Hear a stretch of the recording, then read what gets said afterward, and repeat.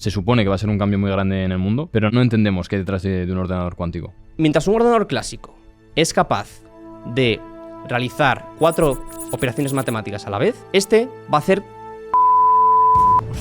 las contraseñas que nos dicen que son seguras, que tardan los hackers 30 años en resolver eso. Los ordenadores cuánticos tardarían 10 minutos.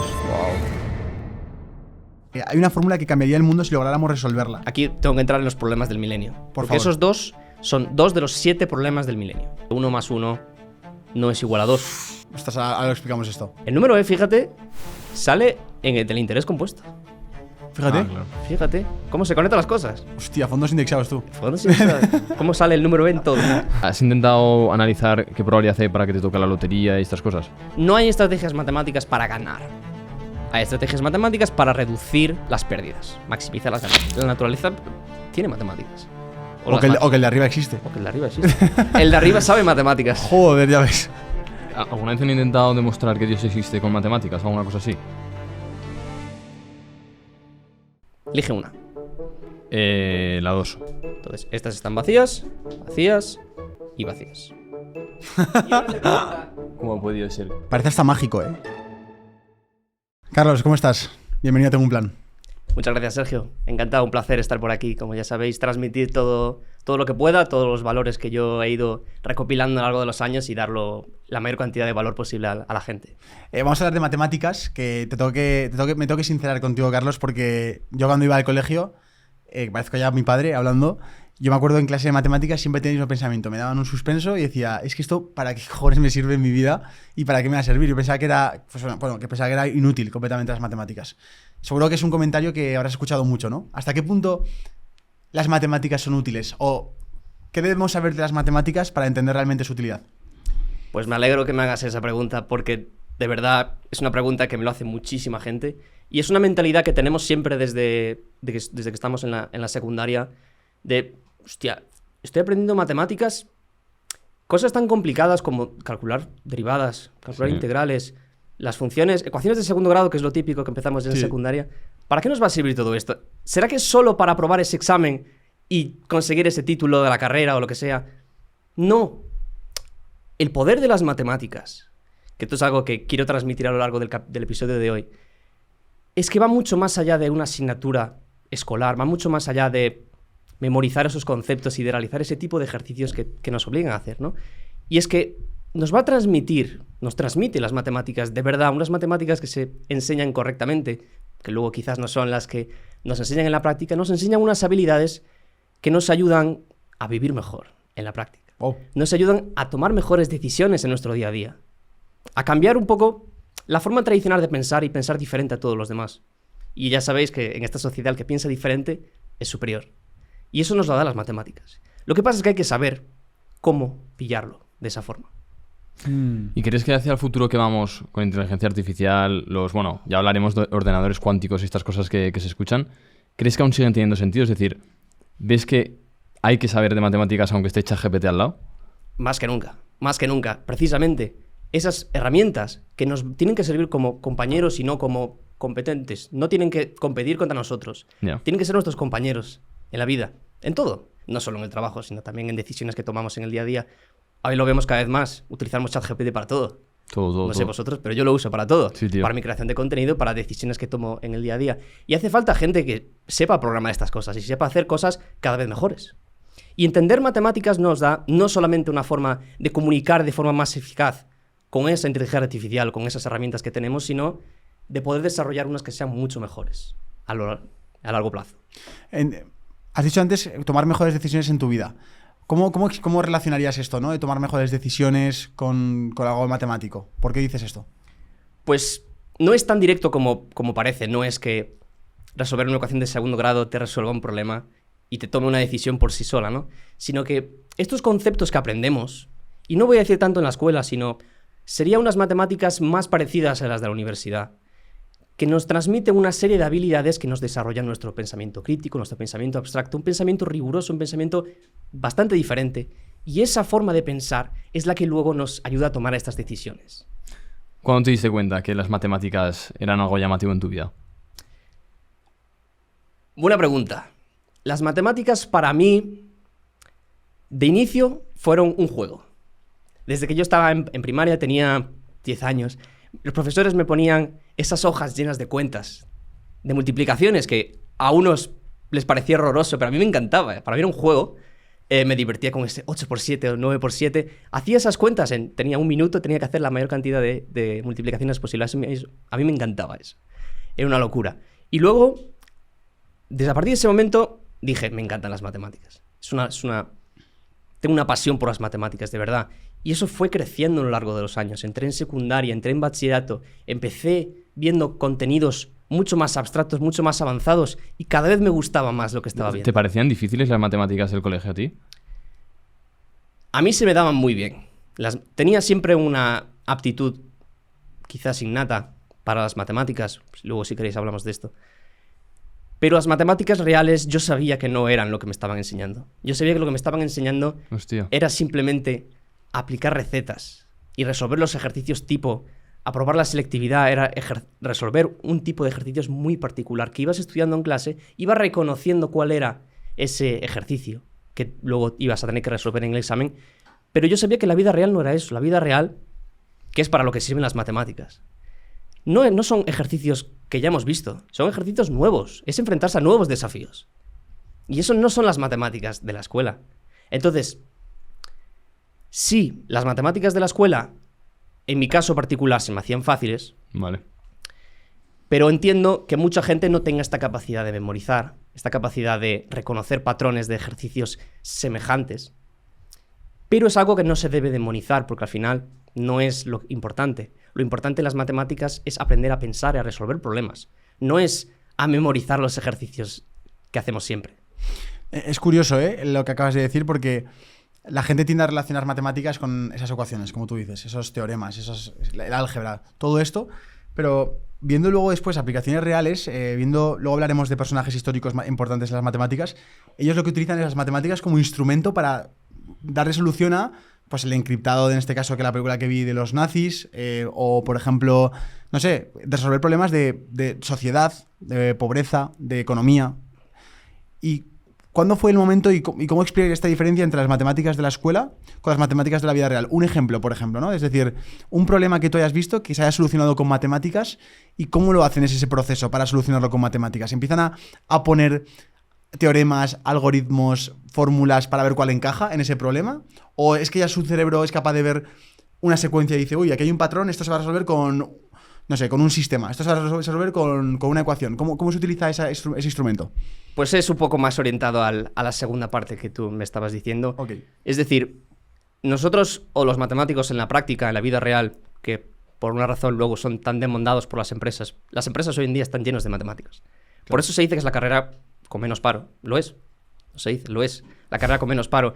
Queremos este tipo de personas que piensan diferente al resto. Y lo que hacen estos matemáticos para resolver los problemas reales de la sociedad y por lo tanto de las empresas particulares es analizar una situación abstracta, una situación real, transformarla en un modelo abstracto, un modelo matemático quizás, e interpretar ese modelo.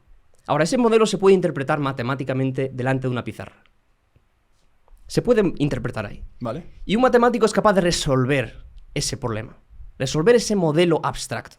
Entonces, fijaos, hemos transformado un problema real en un problema abstracto.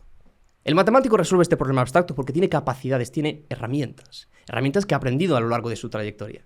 Una vez tiene ese problema resuelto con sus herramientas, es solo interpretarlo en la vida real.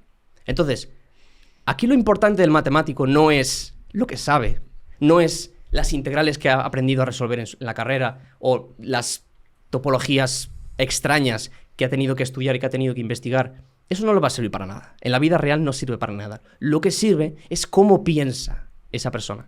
¿Cómo piensa ese matemático? Lo que acaba de decir Carlos es clave. Las matemáticas no se limitan a fórmulas abstractas, sino que tienen que ver cómo tomamos decisiones. Desde hipotecas hasta ahorros, están detrás todas las decisiones financieras. Y Sergio, uno de los conceptos más claros y poderosos es el interés compuesto. Una vez que lo aplicas realmente y no solo lo entiendes, cambia tu forma de pensar sobre el dinero a largo plazo. Solo necesitábamos algo lógico, diversificado y a largo plazo. Y por eso empezamos a invertir en VUAA, el ETF que sigue el S&P 500, que te da exposición a las 500 principales empresas. Esto no es una una apuesta. Es una forma estructurada de participar en el crecimiento del mercado a largo plazo. Y lo hacemos a través de nuestro amigo y plataforma Freedom24. Es la plataforma que utilizamos para mantener nuestros activos a largo plazo. ¿Por qué? Porque cumple 3 requisitos importantes para nosotros. Punto número 1. Está totalmente regulada en Europa por la CISEC, lo que significa que tus inversiones están totalmente protegidas por las estrictas normas de protección de los inversores de la Unión Europea. Punto número 2. Forma parte de Freedom Holding Corp, que cotiza en la bolsa del Nasdaq de Estados Unidos, al igual que empresas como Apple, Microsoft, Tesla. Y punto número 3. Tiene un amplio acceso a los mercados globales. Y es que otra razón clave es que cuando compras algo en Freedom24 obtienes el activo real, no un producto sintético o CFD. Esto es fundamental si quieres lograr el efecto del interés compuesto. Si estás jugando a largo plazo como nosotros,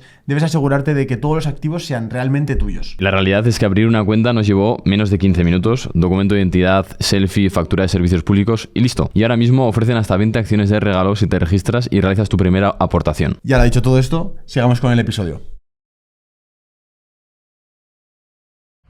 Es decir, tenemos un problema. Queremos dividirlo en sus partes fundamentales. Un problema puede ser muy complejo. Los problemas reales son muy complejos. Queremos alguien que los divida en sus partes fundamentales y que sepa conectar esas partes y resolver esas partes y dar una solución óptima, una solución lo más acertada para esa situación. Claro. Pero, por ejemplo, ¿dirías que la programación es matemáticas? Porque has dicho, todos los proyectos detrás hay matemáticos. Y yo, claro, yo me he imaginado, detrás de ChatGPT hay un programador, detrás de una web hay un programador, y detrás del programador hay un matemático, dirías, o ¿cómo nos lo explicarías? El programador en sí está utilizando muchas de las habilidades que tiene un matemático. Entonces, el pensamiento que tiene que tener un programador tiene que ser el pensamiento de un matemático. ¿Cómo lo definirías, ese pensamiento? Es decir, yo que no soy matemático, ante el mismo problema tú y yo, ¿cómo empiezas tú a resolver ese problema? Es decir, ¿qué te empiezas a cuestionar o cómo lo empiezas a hacer de una manera diferente? Bueno, primero la cuestión es, el pensamiento matemático no es algo exclusivo de los matemáticos. Vale. Esto es algo que yo, en mi marca personal y en todo lo que transmito, en toda mi creación de contenido, digo, el pensamiento matemático es algo que se puede transmitir de forma óptima, de forma lo más eficiente posible con las matemáticas. Con unas matemáticas muy particulares. Pero luego, esta forma de pensar la puede tener cualquier persona. Y la debe tener cualquier persona, porque todos tomamos decisiones, todos tenemos problemas y todos queremos resolverlos de la forma más eficiente. En el ámbito que sea, los programadores tienen que programar, tienen que hablar con una máquina. Vale. ¿Cómo programan? ¿Cómo diseñan ese código? Porque ese código te lo puedo diseñar yo de una forma, te lo puede diseñar un programador experto de otra forma mucho más eficiente. Hay millones de formas de transmitirle al ordenador lo mismo. Hay que darle instrucciones. Y darle instrucciones, le puedes dar instrucciones de forma más eficiente o de forma menos eficiente. ¿Y cómo lo hacemos de forma más eficiente? Pues necesitamos una serie de habilidades. Necesitamos saber pensar de forma abstracta, saber en todo un conjunto de situaciones que tenemos, saber identificar realmente lo que es importante. Y lo que no es importante lo tiramos. Hay muchas cosas que no son importantes. Y eso ocurre en todos los problemas que resolvemos. Sí, bueno. Ahora estamos viendo que el auge de la inteligencia artificial está cambiando el mundo y la forma en la que hacemos todo, en la que nos comportamos. Y hay quien dice que la inteligencia artificial es puras matemáticas detrás, las cuales nos están dando esas nuevas respuestas y esos algoritmos. ¿Hasta qué punto esto es cierto? O sea, no sé si has investigado algo sobre estos modelos de inteligencia artificial y un poco en qué están basados para poder también entender algo que es totalmente la vida real y que es que yo a veces alucino, digo, ¿cómo es capaz de saber esto? Y cómo es capaz de interpretarlo y tener sentido del humor, me parece increíble. Pues las inteligencias artificiales, que son básicamente un concepto que ahora se usa de forma muy, digamos, superficial con los nuevos ChatGPT, inteligencia artificial al final es todo lo que intenta modelar lo que es la inteligencia humana. ¿Vale? De forma más práctica, es decir, una máquina que juega al ajedrez, es una inteligencia artificial. Vale. Es decir, es algo que está realizando algo práctico de la inteligencia humana de forma más mecánica. Entonces, esto en la práctica, una inteligencia artificial como ChatGPT ahora está consiguiendo cada vez más rasgos del carácter humano, que es capacidad de crear, capacidad creativa, la capacidad de generar cosas, la capacidad de pensar e interpretar problemas, que eso también es un rasgo humano, que ahora la máquina hace cada vez mejor. Entonces, ¿cómo funcionan estas inteligencias? Cada vez que funcionan mucho mejor, ¿no? Pues es la cantidad de datos que tienen. Y la razón por la que cada vez funcionan mejor es porque cada vez tienen más datos. Cada vez trabajan con más información por detrás. Entonces, cada uno de vosotros que utiliza ChatGPT estamos nutriendo a esta inteligencia que funcione mucho mejor el día de mañana. Y que quizás tú le nutres con una información que le va a servir a Sergio para comprar el pan o preguntarle dónde tengo que aparcar. Y esta información, hasta el ChatGPT, ¿cómo están las matemáticas ahí funcionando? ¿En qué se basan las matemáticas? Básicamente en bases de datos. Y bases de datos son básicamente objetos matemáticos, como muy similares a las matrices que vemos en la escuela. Sí. Lo que pasa es que son matrices súper grandes. Vale. Súper grandes. Me refiero millones y millones de filas y millones de columnas. O sea, estamos hablando de números súper estratosféricos. Entonces, se utilizan técnicas matemáticas que se consiguen de forma teórica en álgebra lineal, por ejemplo, para manejar esas matrices, unas técnicas muy similares a manejar bases de datos. Ah, claro. Vale. Aquí habría que diferenciar un poco la técnica matemática y el cálculo matemático. Totalmente. El cálculo es el que es una locura, ¿no? El que son muy grandes. Sí. Bueno, yo no sé si lo sabes, pero tuve intento de ser ingeniero y eran unas matrices enormes, porque encima en la carrera que yo hacía era todo con ordenador y era una locura. Y es verdad que en el cálculo no te centrabas tanto, te centrabas más en las órdenes que le habías dado antes y si habías utilizado la técnica correcta. Tienes un vídeo en tu canal que nos ha llamado la atención, que es enfrentas a ChatGPT a cálculos matemáticos. ¿Qué conclusiones sacas de ese vídeo? Muy interesante, porque yo ese vídeo lo hice con la idea de vamos a pillar a ChatGPT. Sinceramente lo hice. Y dije, ChatGPT no va a saber resolver este problema. Y al final me llevé una sorpresa, porque ChatGPT sabe más de lo que yo pensaba. ¿Qué problema le pusiste? Pues le puse problemas, hice varios niveles, ¿no? Hice niveles más básicos y niveles más avanzados, y eran problemas matemáticos que podemos tener cuando estamos en la carrera o inclusive cuando somos pequeños en secundario o en primaria. Empecé con las propias sumas, con fracciones, y luego ya me metí con problemas universitarios un poquito más desarrollados. Pero increíblemente, por muy abstracto que fuese el problema, ChatGPT conseguía darle a la cabeza y conseguía resolver el problema. ¿Te acuerdas un poco el enunciado? ¿Cómo era? ¿De qué problema? ¿De uno más De básico? un problema avanzado para... ¿Un problema avanzado? De manzana, seguro. No. Tenía problemas de secundaria como eran integrales, que son problemas ya más mecánicos. Vale. Y luego había problemas, le puse una pregunta trampa, que es, no sé si lo habéis visto por ahí, pero ronda por ahí, por redes sociales, una demostración de que 1 más 1 no es igual a 2. Ostras, ahora explicamos esto. ¿No lo explicamos? Porque es muy raro y obviamente es falso. Y se la puse a ChatGPT y me pudo identificar que era falsa. Entonces, consiguió encontrar el error en algo que mucha gente se piensa que es verdad. Ostras. Hostia, joder, me ha dejado con muchas ganas de... Bueno, lo dejamos para luego. Lo dejamos para luego. ¿Os parece si entramos en la vida de matemáticos? Por favor. ¿Qué matemáticos te han llamado así la atención que nos puedas contar sobre ellos? Porque al final, aparte de ser gente muy inteligente, la mentalidad que tienen y todo esto que hablamos en Tengo un Plan, seguro que podemos aprender un montón de ellos. Uh-huh. Pues mira, por ejemplo, uno, ahora relacionado con la película que había visto Sergio, es Alan Turing.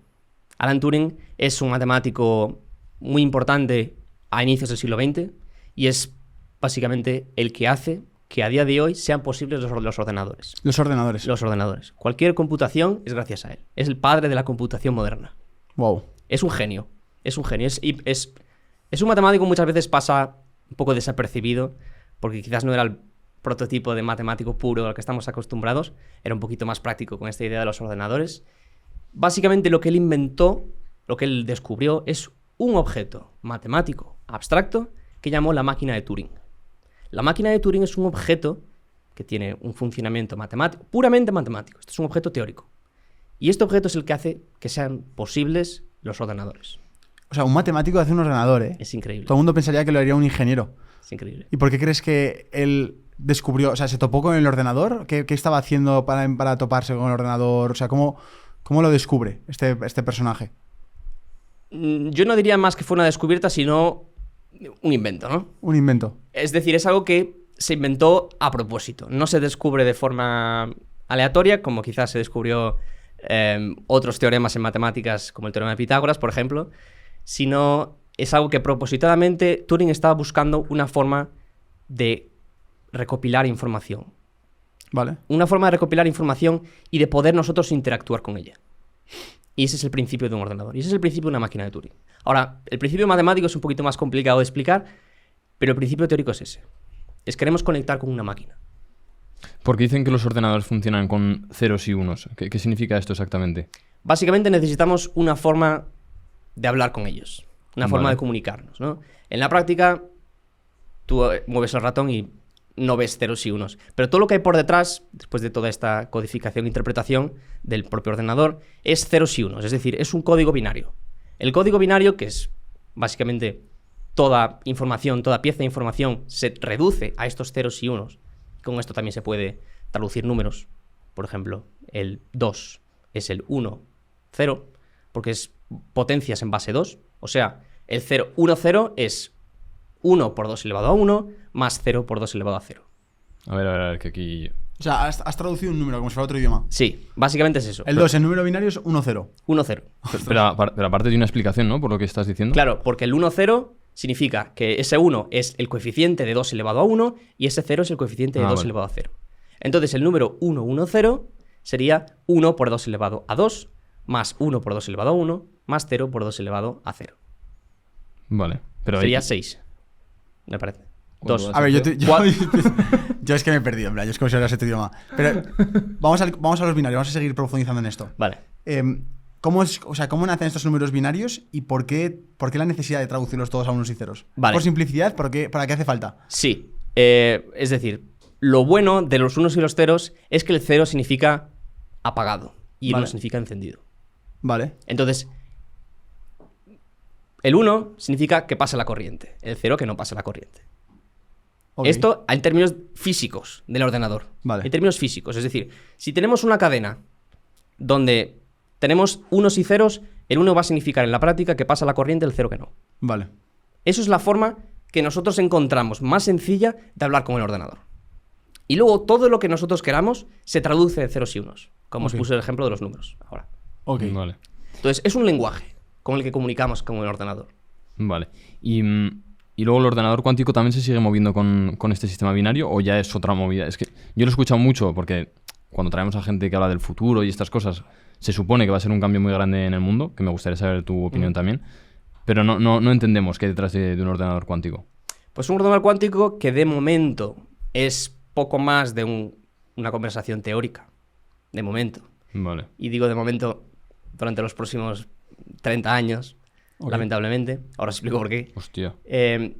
Funciona no con bits, sino que los bits es el 0 y el 1, sino que funciona con qubits. Es decir, un estado en bits, en un ordenador clásico, es el número 1, 0. Es un estado. Los qubits es un estado que es un conjunto de estados. Es decir, es algo mucho más abstracto. Es decir, es el estilo. Para los qubits, el correspondiente al 1, 0 sería el conjunto 1, 0, 0, 0, 0, 1, 1, 1. Todo eso en una. Todo en eso en qubit. un estado, Vale. superpuestos. Vale. Es un principio de física cuántica. Y los ordenadores cuánticos se utilizan precisamente, se inventan teóricamente para modelar situaciones cuánticas, para modelar problemas cuánticos. Problemas cuánticos que se reducen a la física cuántica, que hay un principio de superposición en esa física cuántica, que lo vemos, por ejemplo, en el gato de Schrödinger, Sí. que no sabemos si está vivo o muerto. O Esto lo explicamos también, me parece interesante. Sí. Si puedes explicarlo. Sí. Básicamente es un experimento donde tienen a un gato enjaulado. Schrödinger, un físico muy importante, tiene un gato enjaulado y le echan un veneno a la jaula, pero está cerrada y nosotros no sabemos si el gato Vale. está muerto o está vivo. Entonces, mientras estemos así, el gato está a las dos cosas. Está vivo y está muerto. Hostia, tú qué rayada. Hasta que no abres la caja. Hasta que nos la caja. Es la misma idea parecida a cuando lanzamos una moneda. Mientras está en el aire, nosotros no sabemos qué nos ha caído. Nos han tocado las dos y ninguna. O ninguna. O sea, no sabemos si ha tocado cara o si ha tocado cruz. Pero ¿y esto cómo se relaciona con el ordenador cuántico? Que es... El ordenador cuántico recopila en un estado todos los posibles estados. Claro, todas probabilidades. Todas las Vale. posibilidades. No hay un negro o un blanco. No hay un Él es negro capaz de blanco. tocar Hay todo. grises. Hay esa superposición. Y esa superposición nos permite en la práctica, y luego relacionado con los problemas de la seguridad del futuro, si estos ordenadores funcionaran en algún momento, es, mientras un ordenador clásico es capaz de realizar, vamos a decirle, 4 operaciones matemáticas a la vez, o sea, 4 operaciones matemáticas, este va a hacer 16. ¿Por qué va a hacer 4 a la vez? Estos 4 que están en un estado los va a hacer a la vez. ¿Y por qué dices que 30 años? ¿Qué está pasando aquí? Estos son problemas para, básicamente, problemas físicos. Problemas físicos de cómo podemos nosotros crear realmente... Porque fijaos que el 0 y el 1, el 0 no pasa la corriente, el 1 sí. ¿Cómo conectamos o cómo hablamos con este ordenador de que queremos representar todos estos estados? Es un poco una respuesta que está un poco en el aire. Y se han realizado varios intentos de cómo hacer esta comparación, cómo conectarlo con el ordenador clásico. O sea, ¿cómo hacerlo? Te refieres a cómo poder hacerlo sostenible y real, ¿no? Con la energía que tenemos, con enchufarlo a la corriente de la pared. Como que no es suficiente esa energía. No es que no es suficiente la energía. Es que no hay una forma práctica de ponerlo a funcionar. Vale. No hay un Google, ¿o cómo no, haces? Estable. Se han hecho varios experimentos, pero es muy inestable, no funciona nada bien y no opera nada bien como debería operar. Debería operar muchísimo más. O sea, mientras el ordenador clásico por ejemplo, las claves de las contraseñas, los hackers, las contraseñas que son de 10 cifras, 10 dígitos que nos dicen que son seguras. Sí, que te obligan algunos incluso a poner una exclamación. Algunos, ¿no? Que dicen que tardan los hackers 30 años en resolver eso. Los ordenadores cuánticos, si funcionasen, quizás tardarían 10 minutos. Ah, claro, porque prueban todo muy rápido. Porque prueban todo mucho más rápido, porque tienen los estados están superpuestos. Hostia. Entonces, bueno, voy a decir que genera un conflicto de posible seguridad. Un conflicto de seguridad. Yeah. Sobre todo en la criptografía actual, que es lo que permite que, por ejemplo, podamos mandar mensajes de WhatsApp sin que nadie en el medio lo detecte. Wow. Todo esto, hoy en día, se basa en un sistema que es el RSA, donde las matemáticas por detrás son bastante sencillas, digamos, de entender. Está basada en la teoría de números, que se encarga de estudiar los números naturales, los números primos, los famosos números primos. Ese cifrado RSA se basa en lo difícil que es factorizar números en primos. Imaginaos, yo os doy el número 51 y os digo, queremos escribir el 51 como producto de dos números primos. Esto en este caso es bastante sencillo, un ordenador lo hace en súper rápido, 17 por 3, por ejemplo. Es un producto de dos primos. Ahora, si yo os doy un número que en la práctica son así, números que tienen 60 cifras, y digo, encuéntrame los primos que multiplicados me dan esto. Esto es un problema súper difícil de resolver. Y la seguridad nuestra de este cifrado está basada en esa dificultad. Ah, vale. Es gracias a esa dificultad que no conseguimos encontrar esos primos esto es seguro. Seguro nuestro cifrado, seguro las criptomonedas, seguro el sistema bancario, todo. Todo. Se basa en esa seguridad, en ese cifrado. Y cuando pone WhatsApp, que eso lo puso hace creo que 1 año, 2 años, que tu chat está encriptado, ¿significa lo que acabas de explicar? Totalmente. De hecho, puedes mirar cuál es la clave. Y entonces cada chat, es decir, el chat que tiene Sergio conmigo, tiene un problema matemático detrás que si no lo solucionan no pueden como cotillar lo que hablamos, ¿no? Exacto. Hostia, chaval. Y menos mal que no lo pueden hacer. Claro, menos mal, porque yo ahora estaba pensando, ayer entrevistamos a un chico de criptomonedas y nos habló de la famosa semilla de cada cartera de criptomonedas. Un ordenador cuántico, la semilla la saca en un momento, ¿no? Sí. Pero, ¿y se está planeando ya ciberseguridad a esa altura? Sí. Hay modelos matemáticos, naturalmente, todo esto tiene matemáticas por detrás, ¿no? Pero ya que se ha creado el mal, digamos, ¿se puede crear bien a la altura del mal? Sí, se puede hacer. Está claro que no se está utilizando en la práctica, porque no hay esa necesidad, no tenemos todavía los ordenadores cuánticos en los, digamos, existen algunos teóricos, como digo, pero no a nivel, digamos, local. No tenemos uno en nuestra casa y no vamos a tener dentro de muchísimos años. No hay necesidad de tener estas sistemas de seguridad en la práctica. Claro. Pero los hay, de forma teórica. Ya se han inventado estos objetos. Naturalmente, porque las matemáticas están siempre por delante. Me imagino que una contraseña con la que hay múltiples posibilidades de contraseña. Por ejemplo. Hostia. Es una lía. Claro, pero es que si siempre es capaz de probar más, no es suficiente nunca. No. Hay formas alternativas de hacerlo. Hay sistemas de seguridad que quizás no son ni siquiera lo que concebimos como concepto de contraseña. Quizás es algo completamente diferente. Claro. La huella. Por ejemplo. La huella, por ejemplo. Antes de pasar a ver si 1 más 1 es 2, ¿qué otros matemáticos te han llamado la atención o destacarías? A mí hay un matemático que me encanta, que para mí es el mejor matemático de la historia, que es Euler. Leonhard Euler, matemático alemán del siglo XVIII aproximadamente, y es un matemático que en su larga vida, bueno, fueron unos 70 años, tampoco fue tan larga, pero en su día era bastante larga, ha hecho más de 800 publicaciones. 800 publicaciones y muy decentes, Publicación significa un descubrimiento de algo matemático. Publicaciones es básicamente lo que hacemos los matemáticos para anunciar a la comunidad que hemos hecho algo. Vale. Y muchas de esas publicaciones son realmente relevantes al trabajo de muchísimos otras no son tan relevantes. Vale. Entonces, vemos publicaciones en periódicos y tal, matemáticos especializados, en revistas, que dependen de otras revistas o otras publicaciones anteriores. Joder, salen a casi a 10 al mes. Sí. A todos los días, casi todos los días laborales que saca una publicación. Era una locura lo que hacía ese señor. Ese señor, además, trabajó durante unos años con Gauss. Hostia. Gauss, no sé si os acordáis de la campana, ¿no? ¿Eh? Yo lo único que me sé de Gauss es la campana de Gauss. La campana de Gauss. Ah, vale. La campana de Gauss que aprendemos en secundaria, ¿no? Bueno, en bachillerato. No sé si lo entiendo bien. La campana de Gauss indica las mayorías, ¿no? O sea, que la mayoría está en el medio. Hay un extremo de la izquierda que es la minoría que no tiene un pequeño dato, lo que sea. Y luego el otro extremo que tampoco suele estar, que suele estar todo el mundo en la media. Es básicamente, se llama campana de Gauss a la gráfica de una función de distribución normal. Ok. Que es lo que tú me estás diciendo. Ok. La normal está centrada en una media y tiene una cierta desviación típica. La media es normalmente lo que vemos en el medio, donde se concentra más la población. Por ejemplo, esto ocurre para modelar alturas. Las alturas de una clase de 25 alumnos tienen una media, rondan alrededor de una altura, unos 70, unos 75, lo que sea. Y tienen una desviación típica. Tenemos poca gente con 1,50 y tenemos poca gente con 1,90.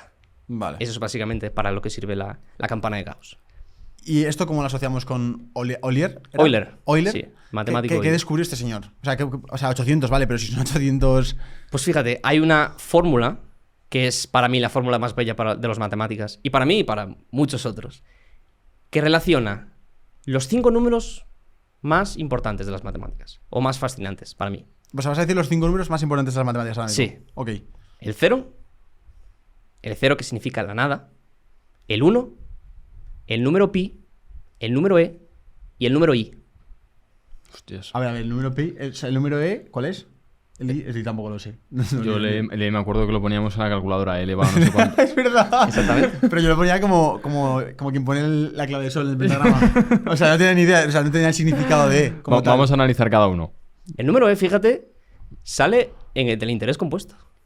Fíjate. Claro. Fíjate cómo se conectan las cosas. Hostia, fondos indexados tú. ¿Cómo sale el número e en todo? El número 0 todos lo conocemos. Sí. El 0 entiendo porque es El importante. 0 significa la nada. Eso es. Vale, es el elemento neutro de la suma. El 1 también lo conocemos. Significa la unidad. Ok. ¿No? Es el elemento neutro del producto también. El número pi, el número más importante, quizás de las matemáticas. ¿Cuál es tu número? Pi. El mejor número de las matemáticas, el pi. Todo el mundo dice eso. Vamos a ponernos un momento en el pi a definirlo bien. Vamos a definirlo bien. Número pi es 3,1416 infinitos. O sea, ¿es un número infinito el número pi? Para empezar, primera pregunta. Es un número que tiene infinitos decimales no periódicos. Vale. O sea, es un número irracional. ¿Y por qué es tan famoso? Es tan famoso porque el número pi, que es un número muy antiguo, viene desde Arquímedes. Y es un número que está en la proporción entre la longitud de una circunferencia y su diámetro. Es decir, una circunferencia la podemos hacer lo grande o lo pequeña que queramos. Que esa longitud de la circunferencia, imaginaos que es una cuerda, sí, ¿no? La longitud, si la dividimos entre el diámetro, siempre nos da pi. Wow. Siempre nos da pi. Da igual cómo está la Da igual circunferencia. si es pequeña, si es grande, siempre nos da pi. Es una constante. A ver, es curioso. Es pero curioso. importante. Importante, sale en todos lados. Vale. Aunque donde no veamos círculos, sale el número pi. Ah, también fuera de los círculos. Os voy a poner un ejemplo. ¿Cuánto es? Si os pido que me calculéis 1 más un cuarto. O sea, vamos a hacer la suma de los inversos de los cuadrados. Perfecto. O sea, vamos a sumar los inversos. ¿Qué es un inverso? Es 1 entre 1. Vamos Vale. a sumar 1 entre 1 al cuadrado, más 1 entre 2 al cuadrado, más 1 entre 3 al cuadrado, más 1 entre 4 al cuadrado, y así hasta el infinito. Vale. Podemos hacer esa suma. Vale. Y esa suma, por muy raro que parezca, vale un número, y ese número es exactamente pi al cuadrado partido por 6. ¿Y dónde sale el pi? ¿De dónde sale el pi? Cosas raras. Cosas extrañas de las matemáticas. Aquí no hay círculos. Aquí no hay Estamos círculos. sumando números. No tiene ningún sentido lógico, intuitivo de qué hace el número pi aquí, pero es lo que ocurre en la práctica. Y esto, bueno, la demostración naturalmente es complicada, no os la voy a hacer ahora mucho menos de cabeza. Necesitamos una pizarra y muchas más matemáticas De hecho, por detrás. Pero es increíble como un número que en principio viene de los círculos, porque el número pi se descubrió a partir de ahí. También es la proporción entre el área de un círculo y el cuadrado de su radio. Es decir, el mismo círculo que teníamos, calculamos el área, lo dividimos entre el cuadrado del radio y nos da pi otra vez. Parece hasta mágico, ¿eh? Es increíble, es increíble. ¿Cuál más has dicho? El E, ¿no? El E. El número E, que aparece en el interés compuesto. Vamos a imaginar, tenemos un depósito de 1.000 euros. Ahora, el depósito de 1.000 euros vamos a decir que tenemos un interés del 100%, anual. Si me lo dan al cabo de un año, si me hacen el interés al cabo de un año, tengo 2.000 euros. 2.000 euros. Vale, pero si me lo hacen cada 6 meses, pues en los primeros 6 meses tengo 1.500 y luego tengo un poquito más, ¿no? Porque es el 50% de esos 1.500, serían 2.225 o así. 2.250. O sea, conmigo no lo confirmes. Si quieres, sacamos el ChatGPT y lo... A ver, yo me hago el interesante, te diré que sea todo y ya está. Sería un poquito más, ¿no? Si lo vamos haciendo, en vez de en cada 6 meses, cada 4 meses, tenemos 3 repeticiones, ¿no? Tenemos un poquito más de dinero. Vale. Carlos, cada 4 meses te refieres que nos dan el dinero y lo volvemos a meter con... Es decir, en vez de jugar con 1.000 euros, jugaremos con lo que nos va dando cada 6 meses o cada 4 meses. Porque básicamente, en vez de que el interés te lo paguen al año, te lo van pagando en trozos. Vale. ¿No? Que esto a veces ocurre con las inversiones, ¿no? Sí. En vez de que te paguen el 2% anual, te lo pagan cada mes, ¿no? Si lo hacemos cada mes, tenemos todavía más dinero. Si lo vamos dividiendo, en vez de cada mes, cada día, cada hora, cada minuto, cada segundo, ¿será que ese dinero crece indefinidamente? ¿Crece hasta infinito? Tenemos cada vez más dinero, tenemos 2.000, 2.225, 2.350. ¿Ese dinero crece infinito? Y la respuesta es no. Ese dinero crece exactamente a 1.000 multiplicado por un número que es un poquito menor que 3, que es el número E. Y es 2, ¿Por qué has dicho, por qué dices 1.000? ¿Por qué 1.000? Porque el inicial. Ah, vale, 1.000. Lo que teníamos. El el si depósito que teníamos. 1.500 ha sido 1.500 por E. Exactamente. Vale. Es 1.000 por el número E. Vale. El número es 2,7182818 con infinitos decimales, ¿no? Vale. Al igual que el número pi tiene infinitos decimales sin ningún patrón visible y tal. O sea, es un número irracional, se llama. Demostrar que es irracional es muy difícil. Es otra cosa. O sea, nosotros vemos que un número aparentemente tiene infinitos decimales y no tiene ningún patrón aparente. Vale. Pero ¿cómo se sabe eso? ¿Cómo se demuestra eso? No, porque los matemáticos tenemos que demostrar las cosas. Claro, ¿cómo demuestras un infinito? ¿Cómo demuestras que no hay un patrón muy lejos? Pues ahí hay que desarrollar mucha teoría. Ahí se define realmente lo que significa que un número sea irracional, que en realidad significa, no es que no tenga un patrón por ahí, es que no se puede escribir como una fracción de números enteros. Vale. Esa es la definición verdadera. Vale. Y si demostramos que el número pi no se puede escribir como una fracción de números enteros, o sea, el número pi, por ejemplo, no es igual a 35 partido por 7, o sea, no podemos encontrar esos números enteros. Si demostramos eso, entonces demostramos que es irracional. Ok. Y para el número pi, particularmente, es bastante complicada esa demostración. Es una demostración bastante complicada que se hizo, me parece que a mediados del siglo XVIII. O sea, fijaos que el número solo se inventó en la antigua Grecia. La demostración básicamente es un tío como un loco haciendo pruebas de cálculos a ver a dónde llega, ¿no? No es más... Sí, pero no. O sea, no hay muchos cálculos por detrás, no es puramente cálculos, sino que son mucho más argumentos. Y son argumentos que no se hicieron a la primera, naturalmente. Y quizás la persona que lo demostró no fue la primera persona que lo intentó. Yeah. Quizás hubo personas antes que murieron en el intento. Y eso es muy común. Ahora vamos a hablar más adelante de los problemas del milenio. Problemas que nadie ha conseguido resolver a día de hoy. Hostia, qué interesante esto. Pero vamos a volver otra vez al número E, que estábamos ahí, y de hecho estamos aún en Euler. Euler.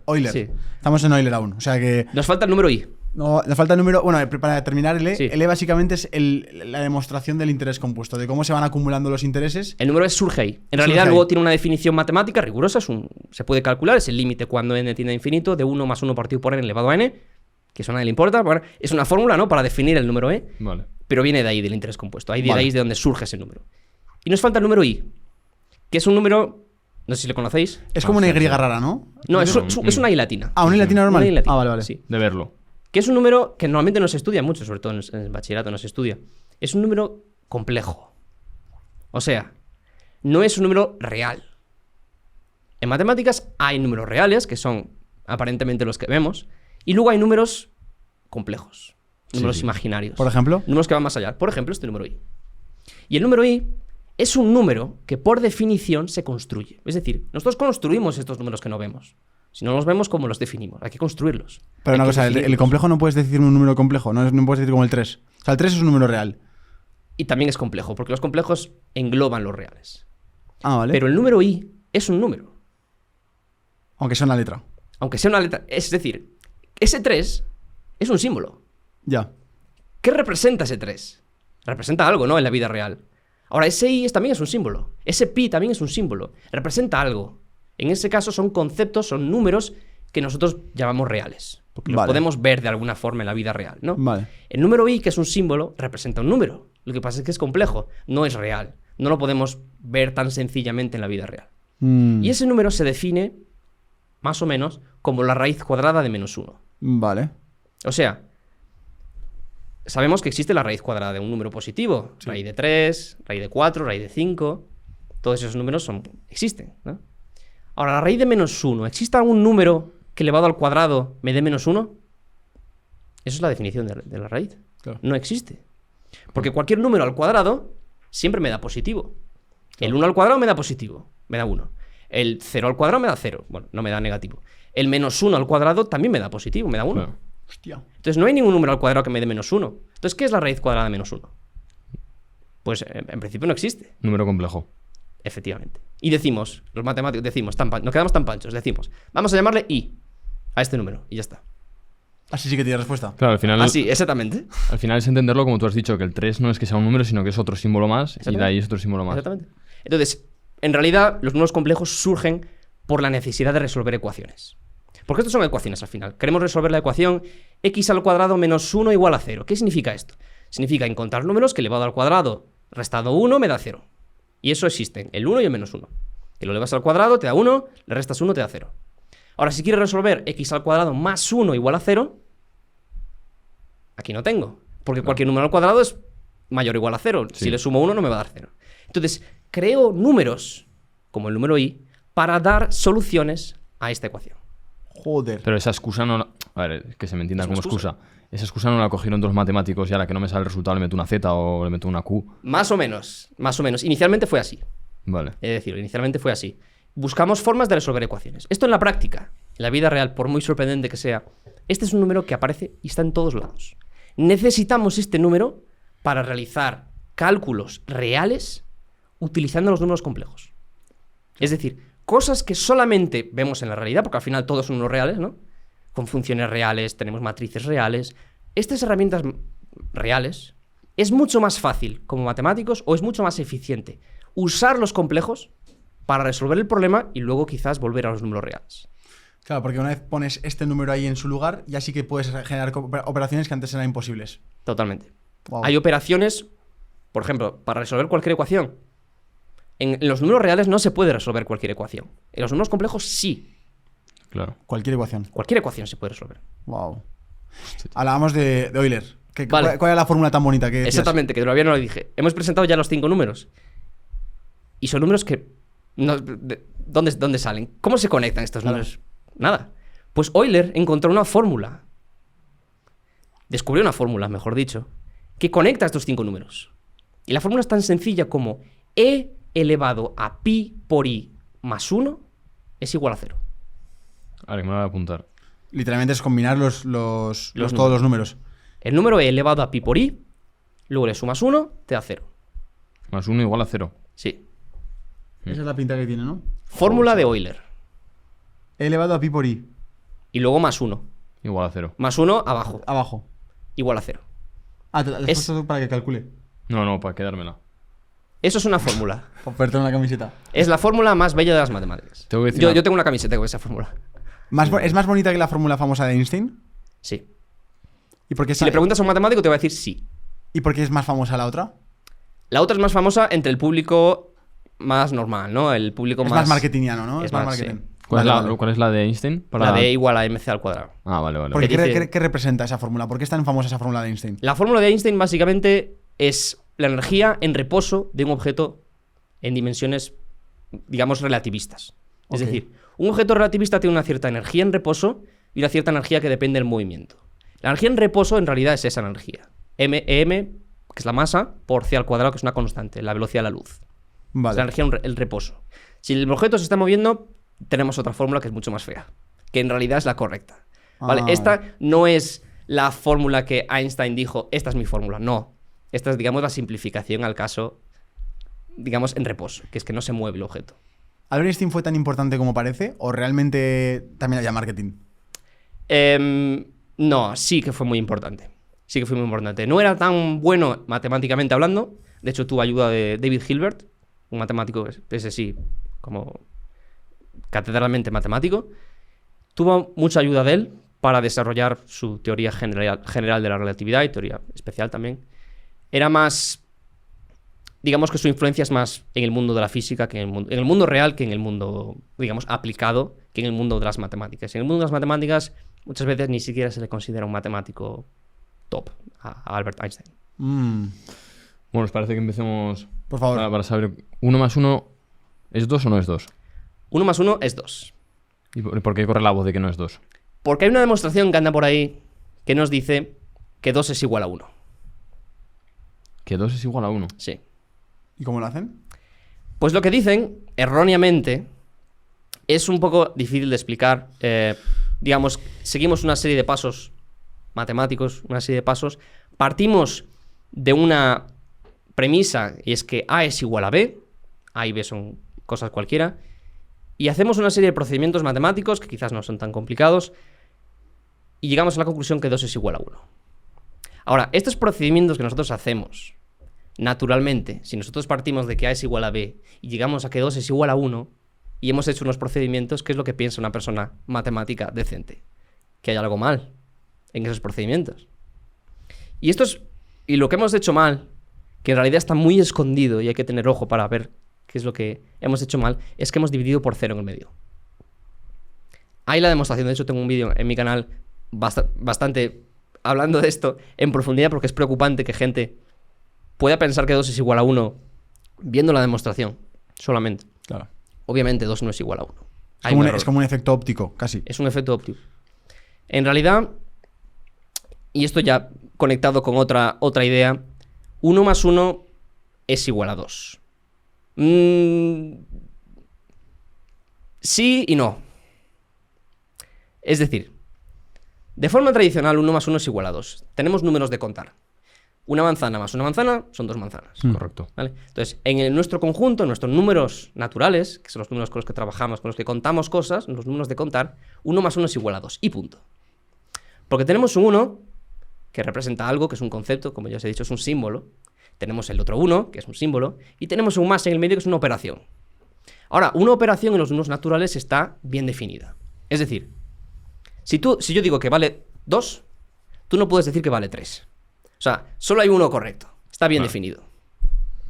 ¿Y cómo se define esa suma? Pues matemáticamente hablando, la definición es un poquito más complicada. Intuitivamente corresponde a lo que nosotros tenemos en nuestra mente. Una manzana más una manzana son 2 manzanas. Vale. Corresponde, porque matemáticamente creamos esa suma como para que corresponda a lo que intuitivamente pensamos que es verdad.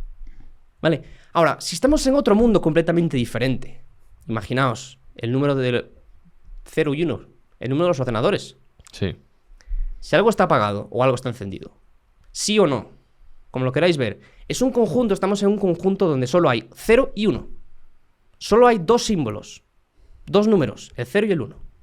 Y yo en este conjunto, que al final esto modela muchísimas cosas en la vida real, apagado o encendido, por ejemplo, quiero definir una suma en este conjunto. En mi mundo quiero que haya una suma.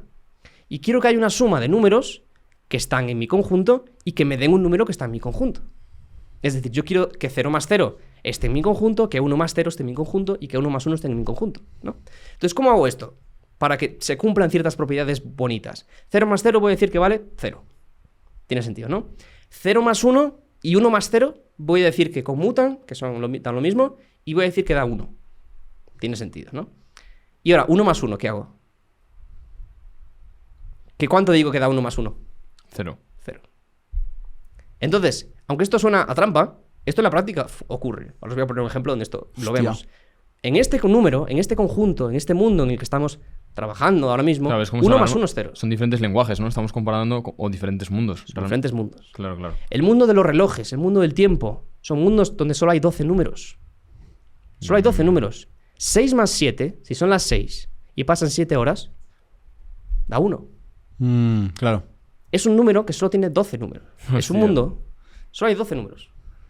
Ostras, qué locura, tío. Claro, entonces esta gente que ha promovido este cálculo tendría que haber aclarado estas cosas, ¿no? Claro. Muchas veces ese es el problema, que en matemáticas las cosas son diferentes dependiendo del contexto.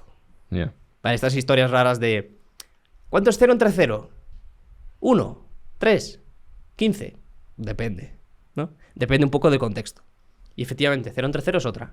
Puede valer 1 según en qué contextos, puede valer infinito según en qué contextos, puede valer 3, lo que quieras. Mira, Sergio, este documento, que aún no te lo he enseñado, ahora te diré cómo lo puedes conseguir, para mí me ha cambiado en el desarrollo personal. Porque, tío, estamos todo el día metiendo información, pero nunca nos preguntamos nada. Es muy importante un lugar donde puedas saber en qué punto estás. Correcto. Y saber sobre todo cuáles son las próximas decisiones que tienes que tomar, aunque sean incómodas. Correcto. Entonces, ¿este documento qué es? Estos son 10 preguntas que te tienes que hacer. Lo he recopilado Vale. de todos los invitados que hemos traído. Pues, por ejemplo, cuando estés un poco perdido, estés un poco rayado, que digas, hostia, no sé qué, hacia dónde quiero ir, dónde está mi propósito. Pues preguntas que te tienes que hacer para encontrarte mucho mejor. Pero esto vale dinero, ¿no? ¿Esto cuánto vale? No, a ver, que estamos dentro de la comunidad. Esto lo voy a dejar gratis. ¿Gratis? Te voy a explicar. Aquí debajo, normalmente, está el enlace a la newsletter.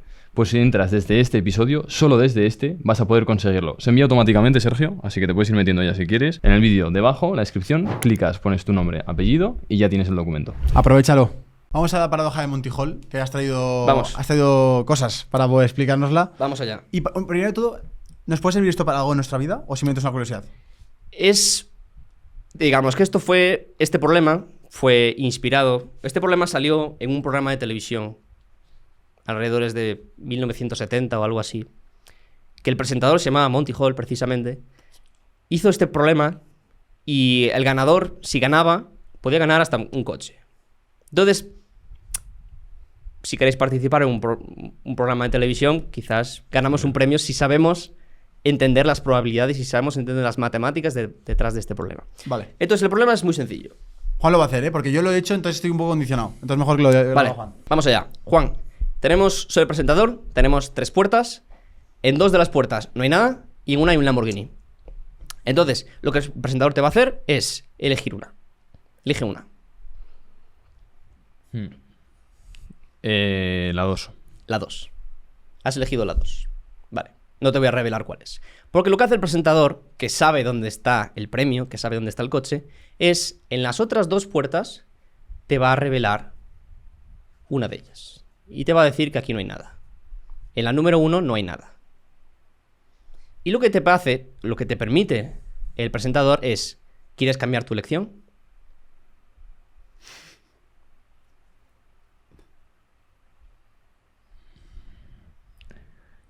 ¿Qué estás pensando? No, ¿por qué te estás pensando tanto? Porque a mí me han hecho este ejercicio, pero ahora no me acuerdo. Es una rayada. Sí, ¿Quieres cambiar tu elección? sí. Lo que piensa la gente, mucha gente, es, hostia, vale, aquí hay 2. Yo elijo esta, o elijo esta, 50% de probabilidades. Entonces, en principio, no debería influir nada, ¿no? Claro. Tiene sentido. Entonces da un poco igual. Sí, es lo primero que me venía a la cabeza. Digo, Sí. bueno, lo cambio por cambiar porque son 50-50. Exactamente. Pero realmente no es un 50%. Realmente, matemáticamente, la respuesta correcta es cambiar. Y de hecho, en este caso acertaste. Aquí te llevarías el Lamborghini. Matemáticamente, Se suma la la probabilidad de la correcta, otra. matemáticamente la correcta es cambiar. Siempre. ¿La explicación cuál es? Que esto no es muy intuitivo. No. La explicación realmente es que no hay un 50-50 en ese caso. Entonces, vamos a repetir. Venga, Tú has elegido una puerta, la 2. ¿no? Tenías inicialmente una probabilidad de acertar de 1/3.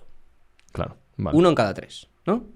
Entonces, la probabilidad de que el premio esté aquí es 1/3. La probabilidad de que el premio esté aquí, en este conjunto, es 2/3. Claro. Ahora, el presentador que sabe dónde está el premio te revela una de las puertas. Y ahora Y en esa puerta no está. no está. Entonces, las probabilidades no han cambiado. En este conjunto, la probabilidad sigue siendo 2/3. Lo único que pasa es que ya sabes que aquí no es aquí. Entonces, los 2/3 están aquí. Claro, es verdad. Es A lo ver, único me que ha revienta la cambiado. cabeza, tío. Yo no nací para esto, la verdad. Vale, Juan, vamos a hacerlo con otro. Con más números. Subimos el nivel, ¿no? Subimos el nivel. Que es básicamente lo mismo. Realmente dice que la probabilidad es. Hostia, tío.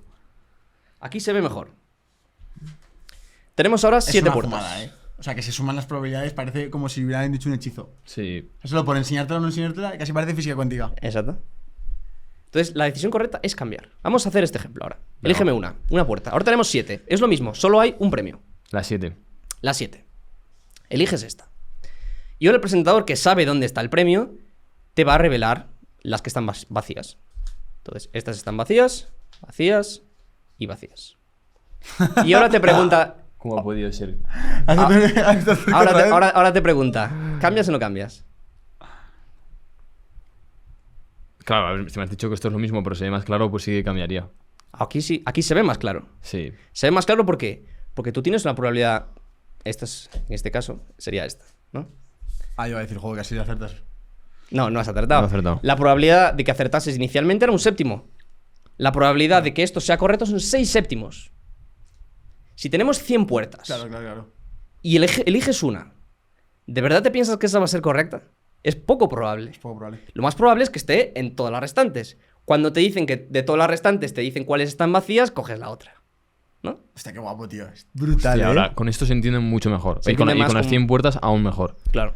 Hostia, qué bueno. Con 3 es algo no tan fácil de ver, pero es precisamente por eso que se conoce como el problema, el dilema, la paradoja. Muchas veces es contraintuitivo. Hostia, espectacular. ¿Y eso alguna vez tío. te lo has llevado a tema de concursos como la lotería y cosas de este estilo? Es decir, ¿has intentado analizar qué probabilidad hay para que te toque la lotería y estas cosas? Porque yo solo escuché la frase que es más fácil que te caiga un rayo. Pero claro, no he analizado. Sí, a ver, la lotería es un juego que está creado para que sea lo más imparcial posible, lo más justo posible. Y lo más justo significa que la casa siempre gana. Claro. Ya. Ese es lo más justo, ¿no? En términos de lotería, de suerte. Es puramente suerte. No hay estrategias matemáticas para ganar. Hay estrategias matemáticas para reducir las pérdidas. Vale. Para aumentar las ganancias, maximizar las ganancias. Nunca se puede superar a la casa, naturalmente, porque están construidos precisamente a ganar siempre. Entonces, la lotería tiene probabilidades de ganar muy pequeñas. Por ejemplo, el Euromillones. El Euromillones, que es algo bastante típico. Una probabilidad de ganar alrededor de 1 entre 140 millones. Wow, madre mía. De acertar. Que te caiga un rayo es de 1 entre 30 millones.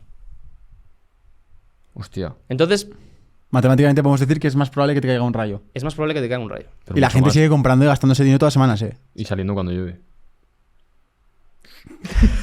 Claro, pero te acojona esta cifra, eh. Sí, sí. No es tanto, No está. Ahora, esta cifra es a lo largo de tu vida. De tu vida. Que te caiga un rayo. Claro, es que con el cerebro que tienes, tío, te planteas incluso ir a la ruleta e intentar descifrar el juego de la ruleta, ¿no? A ver si es más fácil o hay algún patrón común, alguna cosa así. Sí, a ver. Quitando los casos en que está trucado, que eso ya no entro yo en esos casos, pero si es totalmente imparcial, totalmente justo, entre comillas, una vez más, lo justo significa que la casa gana. Ya. Yo siempre digo, la casa gana, no voy a jugar. Porque matemáticamente la casa va a ganar. Hostia, claro. Entonces, lo que hay es estrategias en algunos juegos particulares, la ruleta, blackjack, los dados, hay estrategias particulares que pueden maximizar o minimizar tus pérdidas.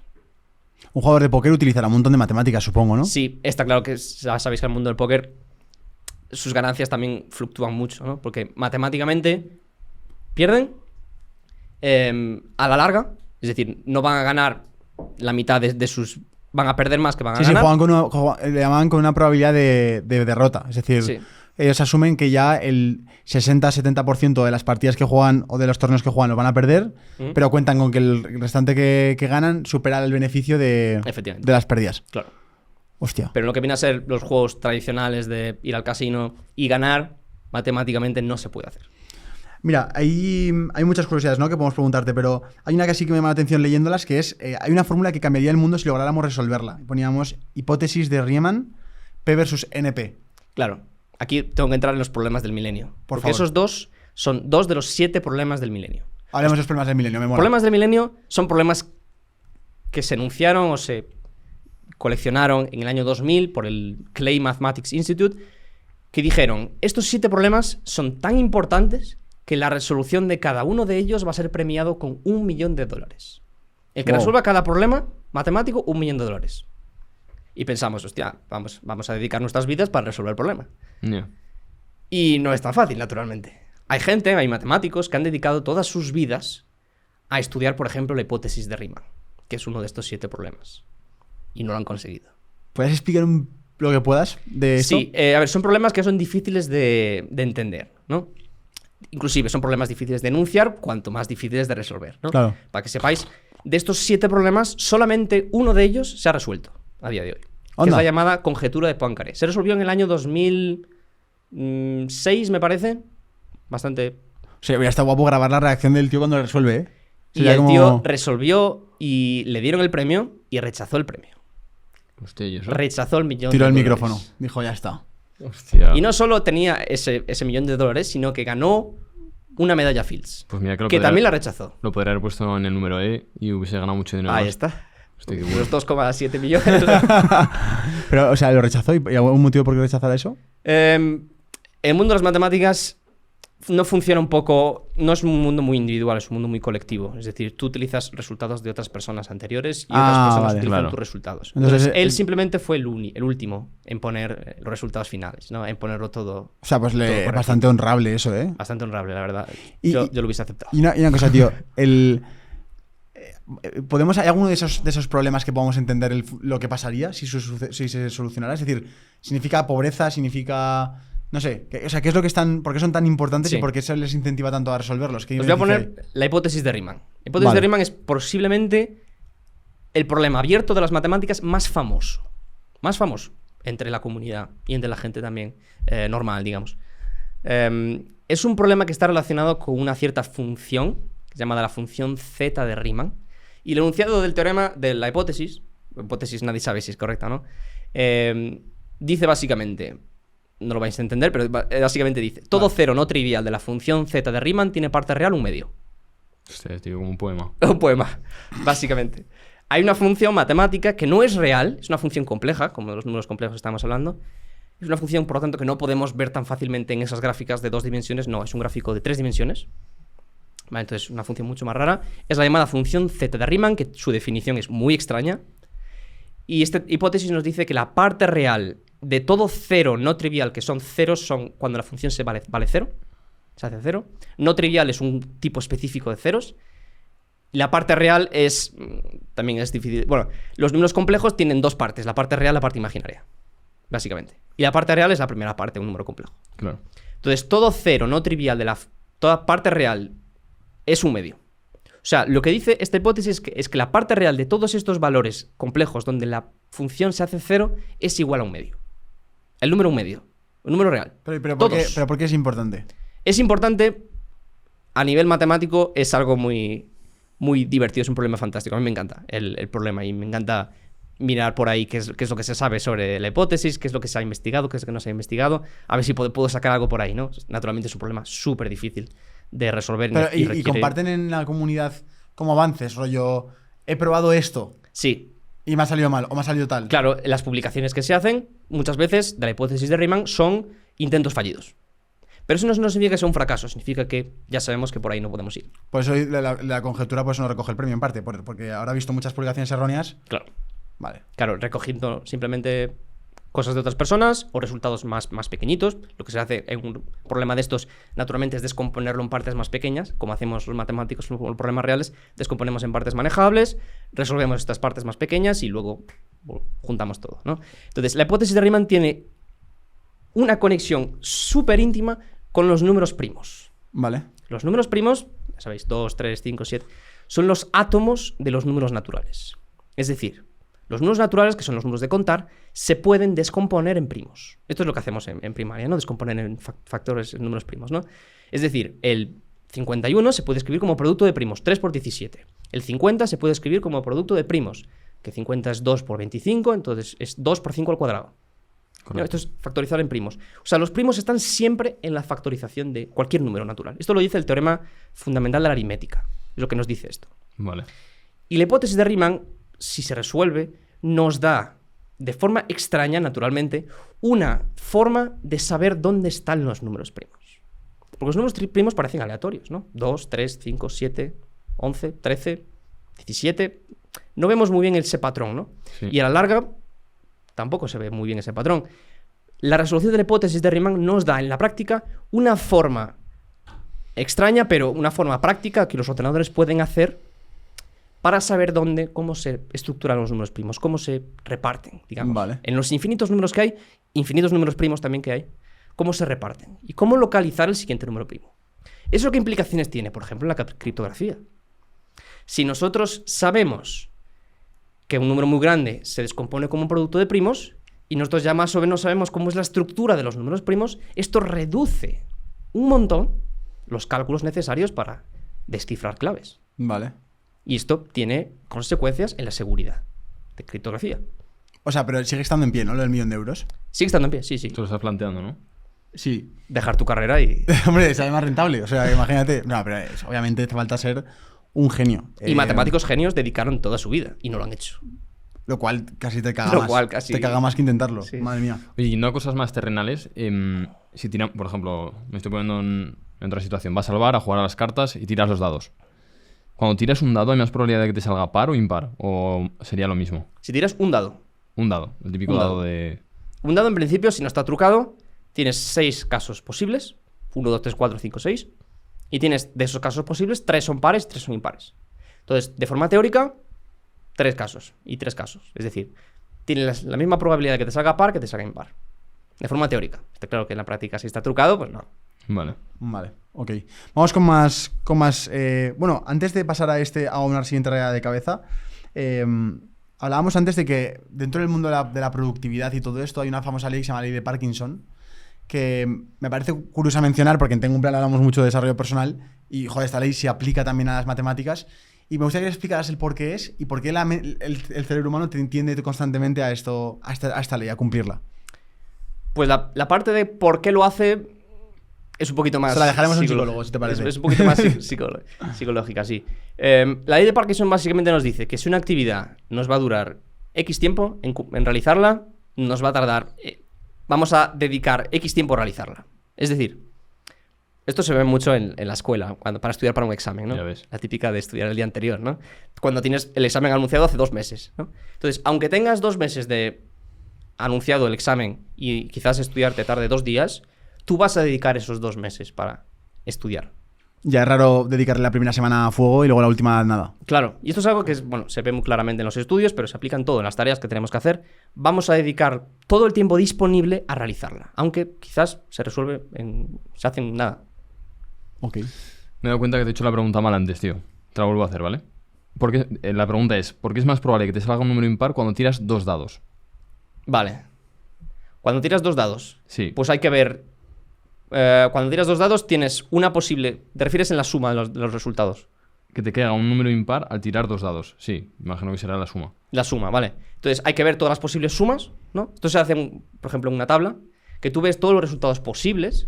Entonces aplicas, por ejemplo, Laplace, que es una fórmula Hostia, Laplace, que es se verdad. ve en secundaria muy típica, casos favorables entre casos posibles, ¿no? Que te da las probabilidades de los dados, por ejemplo. Entonces es una probabilidad que tenemos una fracción, arriba tenemos los casos donde la suma nos da impar y abajo todos los casos posibles. Entonces cuando lanzamos 2 dados, ¿cuántas sumas posibles tenemos? Pues que tenemos 6 más 6, 12, ¿no? Sí. Entonces tenemos el 6 más 6, tenemos el 5 más 7, tenemos el 5 más 6 y el 6 más 5, que son 2. Y por lo tanto tenemos 12 posibles sumas diferentes, ¿no? Que es del 1 más 1, que es 2, hasta el 6 más 6, que es 12. Y luego las parejas del 5 más 6 y el 6 más 5, que son la misma. Vale. Bueno, y 1 más 2, 1 más 3, 1 más 4, 1 más 5, 1 más 6. Sí, todas esas. Vale, vale. Pero me refiero, 1 más 2 y 2 más 1 es lo mismo. Sí. Nos va a dar el mismo resultado. Ah, entiendo, sí, Entonces sí. podemos hacer la tabla, tenemos 6 y 6, tenemos 36 posibles resultados a obtener, de los cuales la suma va a ser la misma en la mitad. O sea, fijaos, tenemos una diagonal que nos da 2, 3... Tío, es un Excel. Es literal. Tenemos una diagonal donde nos da el mismo Si no te lo llevas de deberes, ¿eh? No, espérate. No, ya lo hemos picado, ya está. No, ahora lo hago. Dame un segundito. Ojo, ojo, no, Y se pone a beber, rollo. ojo no hayamos leído mal el enunciado, ¿eh? Porque es más probable que te caiga un número impar al tirar 2 dados. Que te caiga. No que sume, ¿eh? Es que esa pregunta no tiene sentido. No, pero que te caiga tendrá que ser la suma. Yo creo que es la suma. Que te caiga. Sí, que te caiga se referirá a que cuando cae lo sumas y es un número impar. 12, o sea, 11 o... Pues esa es ChatGPT, ¿no? Esa es super ChatGPT. Esa sí creo que es falsa. Yo creo que esa es mentira. Muy bien, tío, pues ya está. No, mentira, Sí, y para adelante. Nos tomamos a fuego también con la mentira. Es que tengo que hacer la cuenta, ¿no? ¿Y por qué no está en el wifi, tío? ¿Por qué no le pasas? Esta es mentira. Al que reacciona. Tal cual vamos a decirle. Vamos a preguntárselo. Vamos a poner a prueba en directo, chicos, si ChatGPT está mintiéndonos en la cara, porque a veces lo hace. Vamos a ver. A ver, Ponle directamente esto. Esto que me estás poniendo es mentira. aceptar. Tienes razón, es mentira, porque te he puesto para pillarlo.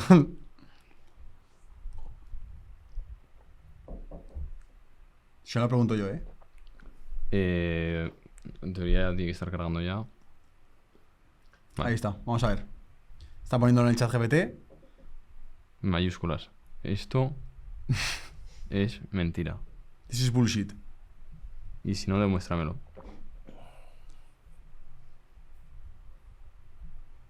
Yo creo que es el enunciado, tío. Si no, tú lo hubieses sacado en un momento.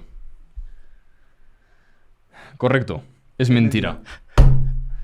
Decir que al tirar 2 dados es más probable que la suma sea impar, vamos a mostrarlo con matemáticas. Mira, ¿Cuántas está combinaciones haciendo posibles? Está haciendo lo mismo. 6 por 6, 36.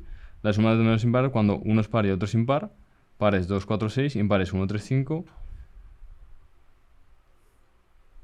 Hay exactamente las mismas combinaciones de cada lado. Claro.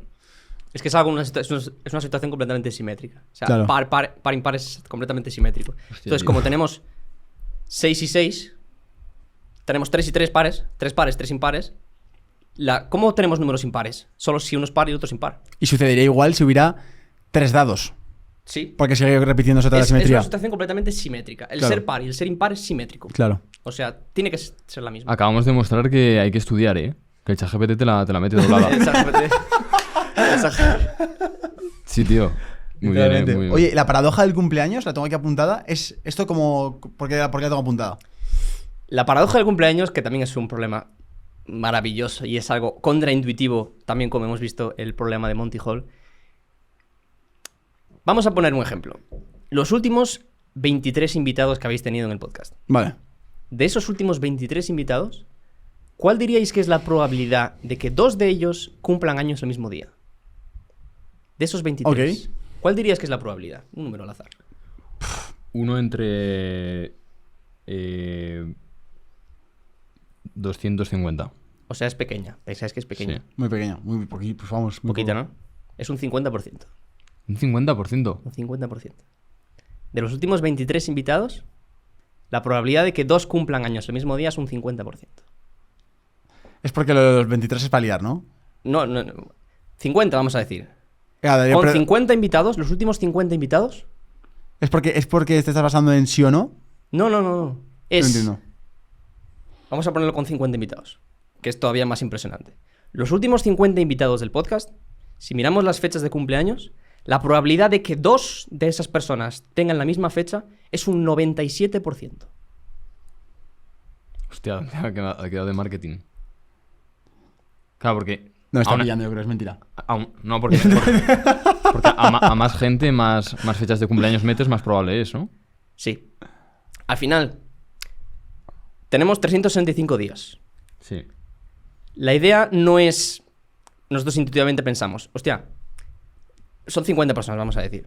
Uno entre 250. ¿Por qué dices eso? Fíjate, yo estaba ¿Por qué has pensando... dicho eso? Porque yo he pensado los días, digo, 365... Es que le ha sonado bien, ¿eh? Uno entre 250. Lo que habrá pensado. Vale, sí, continúa, por favor. La idea es, estamos repartiendo los 365 días entre estas personas. O Vale. sea, la pregunta no es, ¿cuál es la probabilidad de que haya una persona de ese grupo de 23? Imagínate, el grupo de 23 da 50%.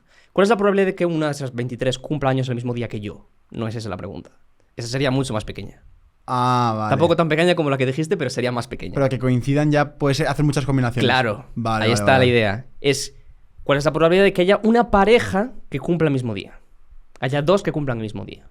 Y Claro. por eso con 50 nos da el 97%, con 70 personas nos da el 99,9%. ¿Con 70 has dicho? 70 personas. La probabilidad de que un grupo de 70 personas, 2 cumplan años el mismo día, es un 99,9%. ¿Y cuándo sería el 100? El 100 nunca va a ser. A no ser que sean... Hombre, el 100 estadísticamente, probabilísticamente, es a las 365. Vale.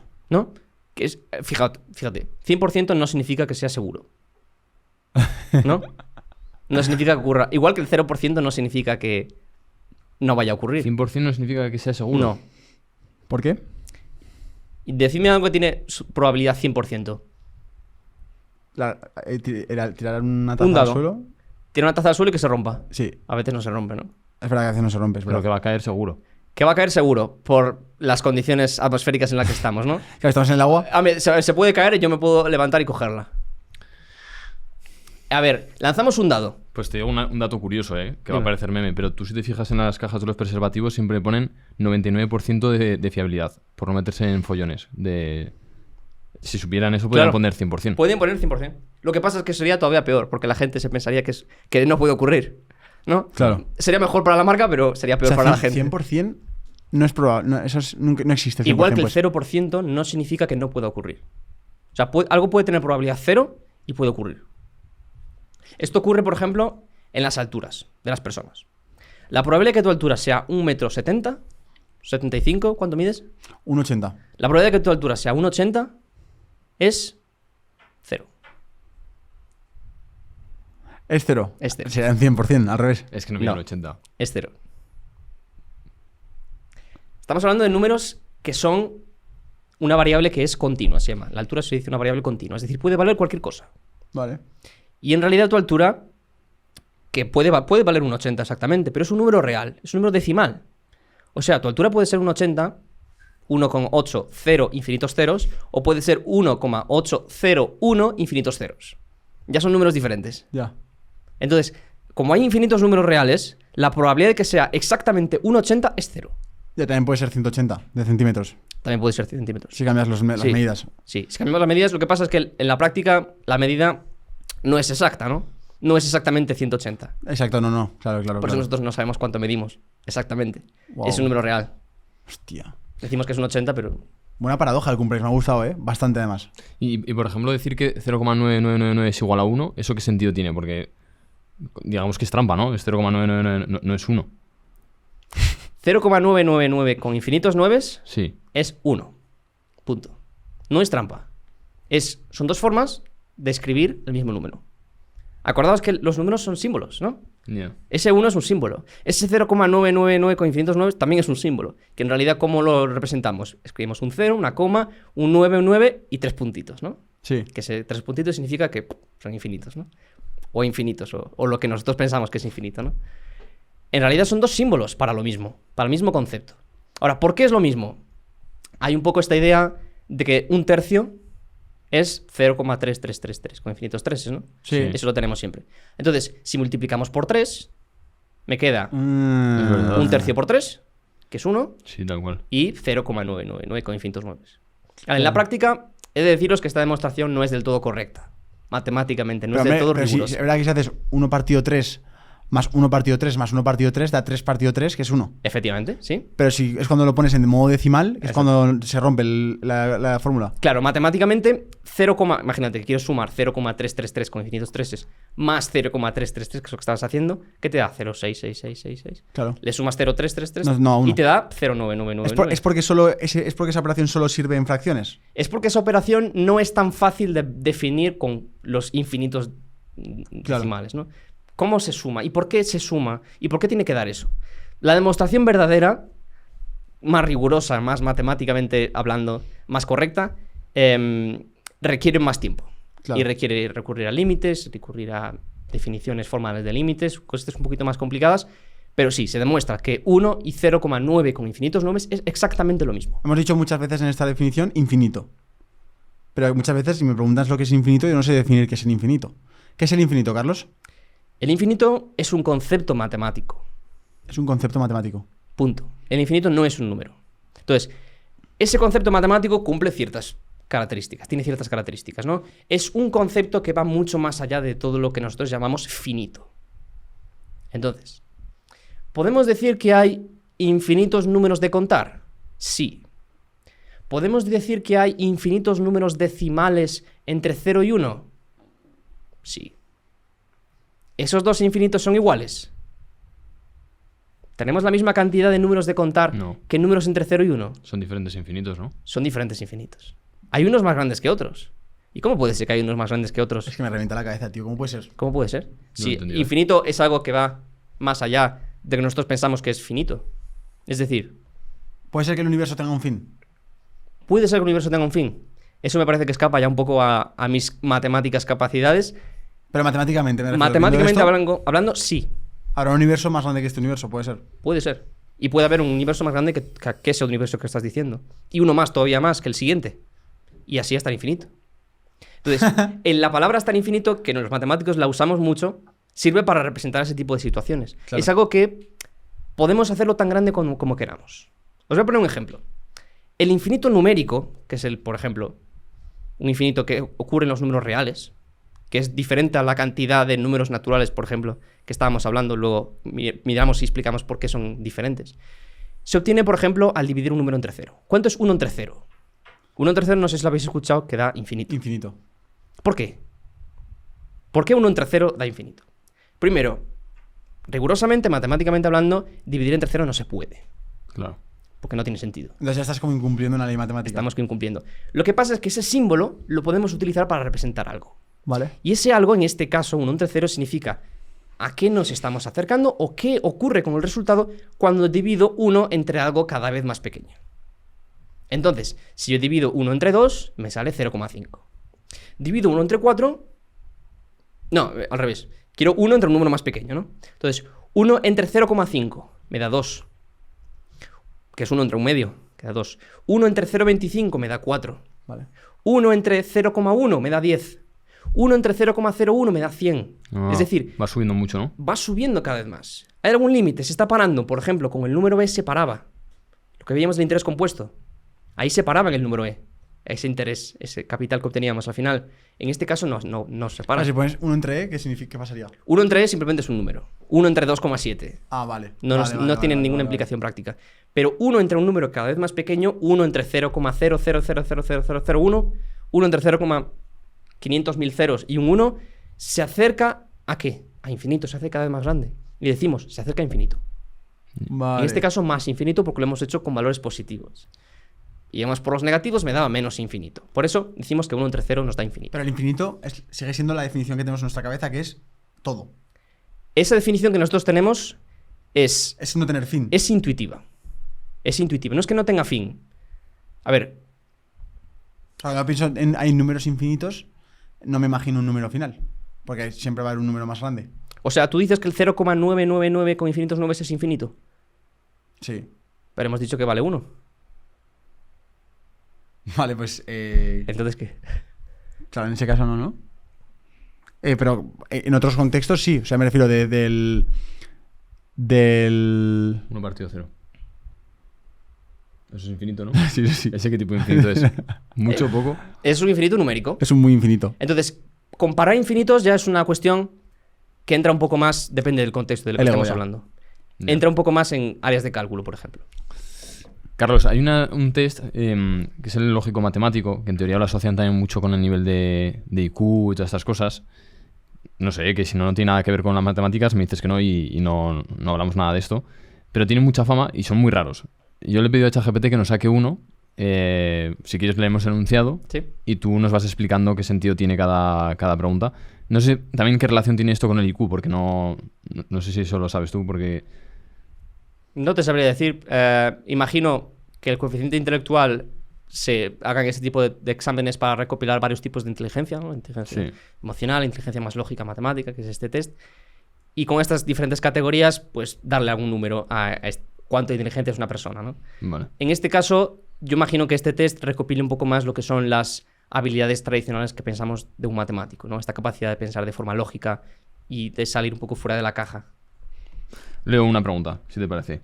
¿Cuál número completa la secuencia? 2, 4, 8, 16.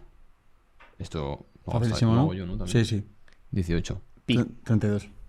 La respuesta correcta es pi. Claro, es que igual tendría que haber adaptado a tu nivel. Es como el infinito, hay diferentes infinitos.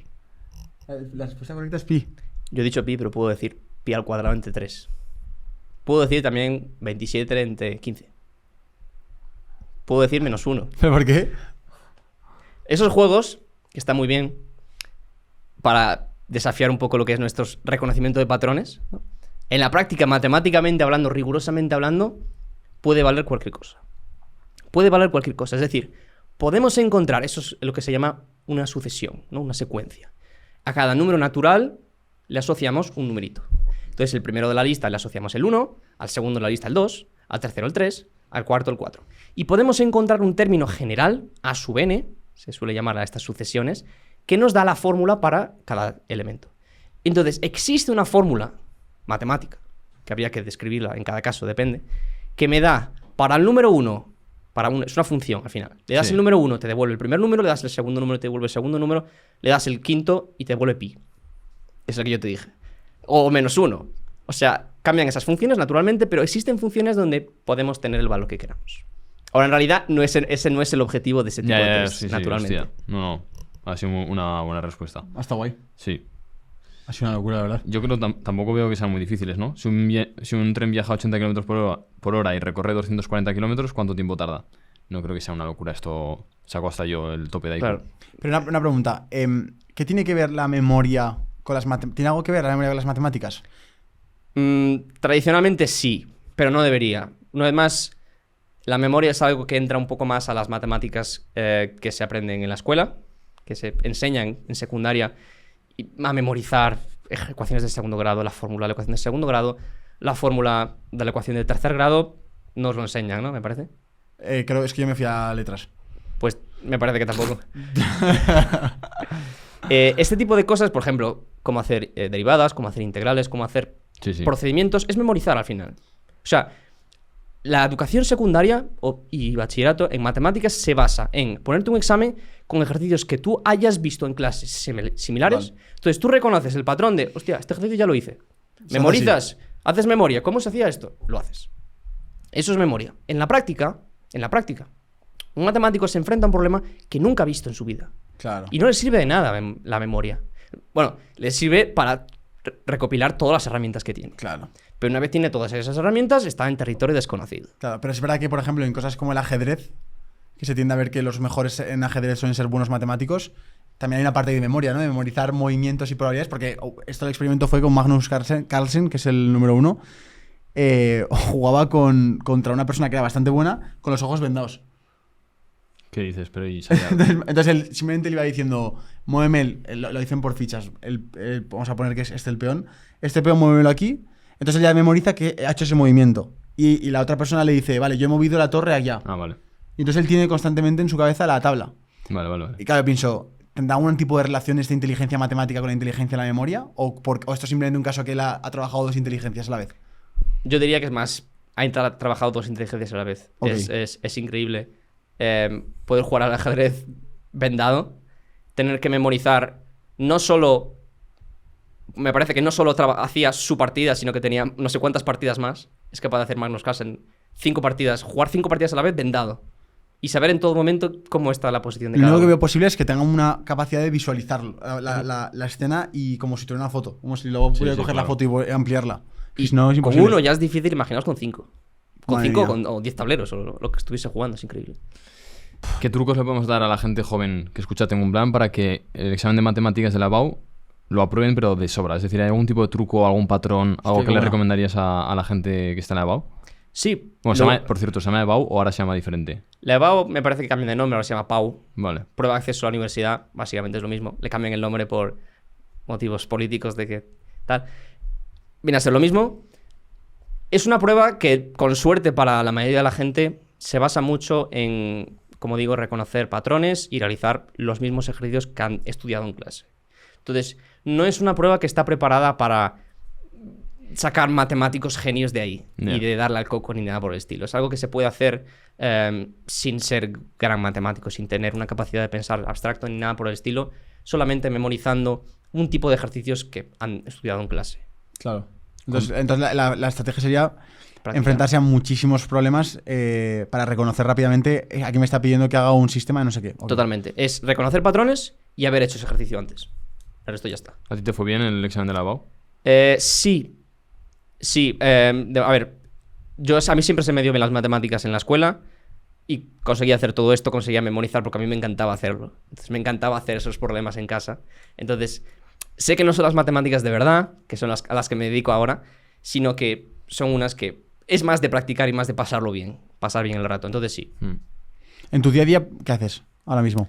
Pues yo ahora mismo estoy estudiando el máster de matemáticas en la Universidad de Copenhague y al mismo tiempo combino un poco la creación de contenido cuando tengo tiempo. Y la idea detrás del máster es introducirme un poco a lo que es el mundo de la investigación en matemáticas actual, que es un mundo bastante competitivo, bastante duro, también a nivel laboral, en unos países mejor que en otros. Y me dedico básicamente, ahora mismo me queda el año que viene la tesis del máster, que es un proyecto bastante ambicioso, que es, digamos, la iniciación a la investigación real de las matemáticas, que es totalmente afrontar un problema nuevo, algo nunca antes visto, algo que nadie ha pisado sus pies allí porque nadie sabe resolver ese problema. Entonces, es la primera vez que realmente te enfrentas a algo que nadie sabe cómo se hace. Eres tú el que tienes que evolucionar, sacar herramientas, tienes que pensar ideas nuevas. Pero tú llegas al final del día con el chip cerebral ya quemando, ¿no? De tantos cálculos. No es sobre más todo de procesar. Sí, no es tanto de cálculos, sino de ideas. Porque al final los matemáticos trabajamos mucho más con ideas que con cálculos. Con ideas. No es tanto estar en una pizarra haciendo cálculos, sino estar en la pizarra mirando hacia ella. Mirando a la pizarra y decir, ¿qué hago ahora? Ese es lo más difícil. La mayoría del tiempo es pensar en esas ideas, en qué voy a hacer ahora. Es que la gente os tiene como cerebros cuadriculados de Como que... una calculadora. Sí, y realmente es tan abstracto que luego ya es bastante creativo, ¿eh? Sí. Tienes que pensar un montón de cosas. Sí, o sea, la carrera de matemáticas, si hay alguien escuchando el podcast que quiere hacer la carrera de matemáticas, aviso, no va a haber ni un número en la carrera de matemáticas. La carrera de matemáticas es letras y conceptos, no hay números. Hay más números en una economía que en unas matemáticas. Ostras, tío, qué curioso. Hay un vídeo muy curioso en tu canal que es un examen oral. Y se te ve ahí con la pizarra y tú de frente a la clase. ¿Cómo es un examen oral en matemáticas? Pues ese examen lo hice en el máster de matemáticas, en la Universidad de Copenhague. Y fue la primera vez con ese sistema educativo un poquito más nórdico, muy diferente al sistema de aquí de España. Y es un examen donde básicamente testean cómo comunicas lo que sabes. Anda. ¿Cómo comunicas lo que sabes, que es lo más importante en la actualidad? En inglés. En inglés, claro, en este caso, sí. ¿Cómo comunicas las matemáticas que sabes? Ese conocimiento que tienes es súper importante saber comunicarlo. A día de hoy, para trabajar los matemáticos entre nosotros, para transmitirnos esas ideas, se hace con revistas o con conferencias, es lo que hay. Entonces, las revistas están muy bien, es escrito, hacerlo escrito, tal. Las conferencias o estas presentaciones que entran en los exámenes orales están integrando muchísimo más. Que no solo es lo que sabes, sino cómo lo comunicas, que es algo mucho más importante. Nosotros todos trabajamos con ello en nuestra creación de contenido. Cómo comunicar las cosas es lo más importante. Aquí tengo apuntado que tienen en común Netflix, Tinder y los sistemas de recomendación. Esto es interesante porque pues, si queremos crecer en redes sociales, si entendemos ese famoso algoritmo... es que es culpa del algoritmo que tendemos a echar la culpa. ¿Tiene alguna lógica detrás? ¿Sabes cómo funcionan estos sistemas de recomendación y por qué son tan buenos además? Por ejemplo, el que más éxito tuvo fue el de TikTok, porque fue el primero revolucionario en que le dieran igual tus seguidores, o sea, al menos a quien sigues, y que solo te mostrara contenido que te fuera a gustar. ¿Cómo lo hacen? Pues está claro que depende un poco de cuál es el algoritmo que estamos hablando. Por ejemplo, TikTok o Instagram, Reels, que ahora cada vez mejores. Es una vez más por esa inteligencia artificial que tiene cada vez más datos, tiene cada vez más información. Porque lo que hacen al final es reconocer patrones. Y en este caso los patrones corresponden a reconocer gustos de personas similares a ti. Entonces, no solamente son capaces de obtener todo lo que escucha en tu móvil, que no sé si os ha pasado que parece que el móvil los escucha. Lo de los anuncios es una locura. Es una locura. Eso, además de controlar qué es lo que vosotros consumís.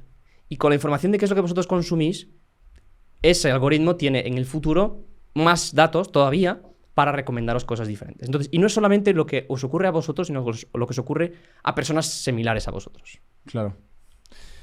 ¿Has investigado de cómo funciona la blockchain? Porque yo creo que también contigo que lo sabes explicar todo muy bien, sería buen momento de cómo funcionan esos famosos bloques que hablan tanto la gente de criptomonedas. Sí, las criptomonedas es, yo diría, un invento bastante magnífico. Y no solo las criptomonedas, sino la blockchain, que es la tecnología que lo hace posible. La blockchain no solamente sirve para las criptomonedas, bueno, es principalmente por donde se conocen, pero es una tecnología que garantiza que las transacciones sean seguras. Hay seguridad. Vale. Y no solo hay seguridad, sino que hay una seguridad descentralizada. Es decir, no dependemos de ningún banco, no dependemos de ningún gobierno, no dependemos de nadie. Es una seguridad que depende de todos los usuarios. Y la magia está ahí. Está en esa descentralización. Entonces, blockchain, que es cadena de bloques, en inglés, básicamente funciona como una cadena de bloques. Os imagináis una cadena física de bloques. Okay. Cada bloque va a tener una serie de transacciones y va a tener un código, que se va a llamar un hash. Una transacción es, por ejemplo, que yo te he enviado 100 euros a ti, ¿no? Exactamente, pero quizás una serie de millones de transacciones, ¿no? Bueno. Tiene un hash, un código. Y además de tener el código, está conectada a los bloques anteriores. Está conectado, eso es lo importante, que sea una cadena. Esta cadena garantiza una seguridad. Porque si alguien quiere cambiar la información, algún hacker quiere cambiar la información sobre transacciones pasadas, no se puede. Porque cambia el hash y cambia y pasa a estar... No está reconocido porque este bloque tiene dentro todos los bloques anteriores. Toda la información anterior. Entonces, tú no puedes cambiar el anterior porque de momento esto se corta. Ahí está la gran seguridad. Y además esta seguridad está validada por los millones y millones de ordenadores que, por ejemplo, están en la red de Bitcoin. ¿Vale? Esos millones de utilizadores lo que hacen es validar que un cierto bloque es válido, minando las criptomonedas. Vale. Validan que esto es válido y efectivamente se da y se añade este bloque a la blockchain. Hostia, qué bueno. ¿Qué te parece el mundo de las criptomonedas? ¿Lo ves muy... O sea, ¿lo ves realmente el futuro o viéndolo con tu inteligencia y tu forma de verlo, lo ves diferente? ¿Lo ves como algo más? Yo veo la blockchain algo fascinante. Y lo veo una tecnología bastante del futuro. No solamente para las criptomonedas, que sea el mercado digital, que me parece personalmente bastante del futuro, porque no dependemos de nadie, no dependemos de un gobierno ni que infle el precio ni que lo baje. Está claro que tenemos una cierta volatilidad, teniendo en cuenta posibilidades de... Bueno, tenemos un mercado, al final sigue siendo un mercado, oferta y demanda, pero no tenemos nadie que lo controle. Es simplemente el mercado. Y eso lo hace lo más libre posible. Claro. Además, el blockchain lo que hace es autentificar, hacer auténtico un cierto documento. Por ejemplo, yo tengo un documento digital de que mi casa es mía y eso es auténtico. No puede venir nadie y cambiar el nombre. Yeah. ¿Vale? No puede venir nadie porque está en esa blockchain. Y es algo que te hace todo que sea seguro realmente. Hasta los ordenadores cuánticos, claro. Ahí se acabará hecho yo. Ahí sí. Claro, pero ahí tendremos que buscar nuevas formas. El ordenador cuántico podría ir probando clave a clave y ir pasando de bloque en bloque, o como... El ordenador cuántico tendría implicaciones a la hora de romper los bloques. Vale. O sea, si queremos atacar la blockchain, bueno, no estoy diciendo cómo se ataca, pero queremos romper los bloques. Uno a uno. En este caso, cada uno tiene transacciones, millones de transacciones. Entonces necesitamos un poder computacional enorme para poder cambiarlos. Claro. Vale. Y cambiarlos sin que los otros lo detecten, digamos. Hombre, pues dicen que hay un 20% de los bitcoins que se han desechado porque no se encuentran. Me refiero, aquí ya tiene una función de cazatesoros. Hostia, una función buena, de hecho. Imagínate esa persona que tiene tantos bitcoins. Sí, pero ahora de quiénes son. ¿Y qué es ético hacer con esos bitcoins si se encuentran? Hostia. Tenía aquí una teoría apuntada, que no sé si nos la sabrías explicar, que se llama teoría de grafos. ¿Qué dice esta teoría? La teoría de grafos está por todos lados. Está por todos lados. Es decir, es un objeto matemático, es algo que sale de las matemáticas, pero que hoy en día lo vemos en todos lados. Por ejemplo, el típico problema del viajante, el problema del viajero, el típico Amazon que viene a viene a entregar los paquetes, ¿no? Que va pasando por los diferentes puntos de recogida. Eso vienen a ser los nodos del grafo, precisamente, de un objeto matemático. Os podéis imaginar los puntitos, ¿no? Que están conectados por unas aristas. Sí. Vale. Eso es un grafo al final. Y eso lo podemos llevar a la situación real, ¿vale? Tenemos los nodos que representan los puntos de donde el camión tiene que pasar a dejar los productos, y tenemos unas aristas, ¿no? Entonces lo que queremos, con el problema del viajero, que es, entra un poco en la teoría de grafos, es cómo podemos optimizar las cosas. ¿Cómo ordenar los puntos? ¿Cómo ordenar los puntos? ¿Cómo, Vale. ¿Qué aristas tenemos que mover? Esto en la vida real corresponde a por qué calles tenemos que ir, ¿no? Y a qué tiempos tenemos que ir y qué días tenemos que ir. Porque hay un montón de factores. Que es lo que hace Google Maps, ¿no? Al final. Lo que hace Google Maps. Hostia, qué bueno. Lo que hace Google Maps y lo que hacen las empresas como Google. Todo lo que envía productos. Vale. Todo lo que envía productos tiene que optimizar esto de alguna forma. Tiene que encontrar cuál es el mejor recorrido. ¿Qué día de la semana es el mejor para evitar tráfico? ¿A quién envío? ¿Cuántos camiones envío? ¿Y por qué calles tengo que pasar? Y eso es un problema súper complicado a nivel matemático. Y de eso nos encarga, por ejemplo, la teoría de grafos. Desarrolla teorías para, digamos, en una forma un poco más concreta y conectada luego a otras áreas de las matemáticas para optimizar y todas estas cosas. Es lo que hace y permite encontrar soluciones óptimas, soluciones eficientes a este problema. Vale. Ostras, tío, qué locura. Claro, entonces de esa forma puedes saber cuál es la ruta más rápida al instante porque lo que hace es coger nodos y juntarlos. Claro. Ostras, vale. Yo aquí tengo una apuesta que me parece muy interesante y es lo del fractal. Y es verdad que yo cuando vi una coliflor por primera vez me refiero prestando atención, observando de verdad, te fijas de que es como una perfección que parece que empiezas a creer en Dios si realmente haces zoom, ¿no? Que básicamente es que tiene una forma, una composición, vamos a poner que es una especie de cuadrícula, que haces zoom y dentro de la cuadrícula hay 5 cuadrículas más, dentro de cada cuadrícula hay otras 5 más, y eso es infinito. ¿Por qué sucede esto y por qué se ve en la vida real en cosas como, por ejemplo, la coliflor? El fractal es una figura matemática increíble precisamente por eso. Es una figura autosemejante, se le dice. Es decir, haces zoom y ves lo mismo.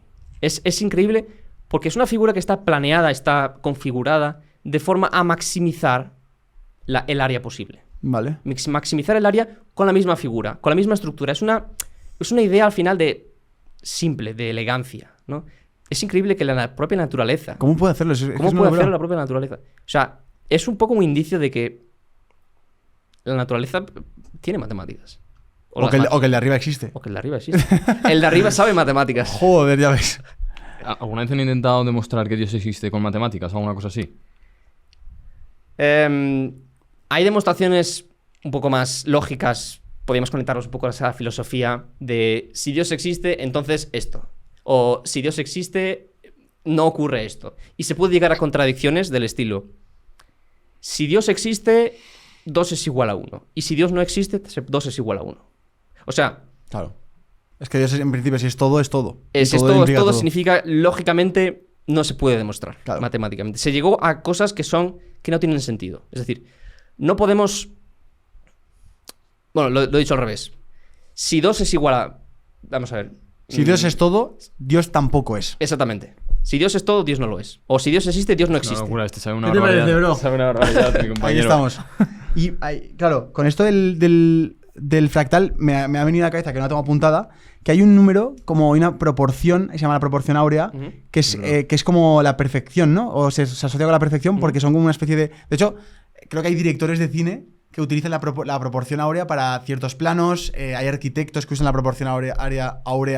Áurea, sí. Áurea para hacer una habitación o un edificio.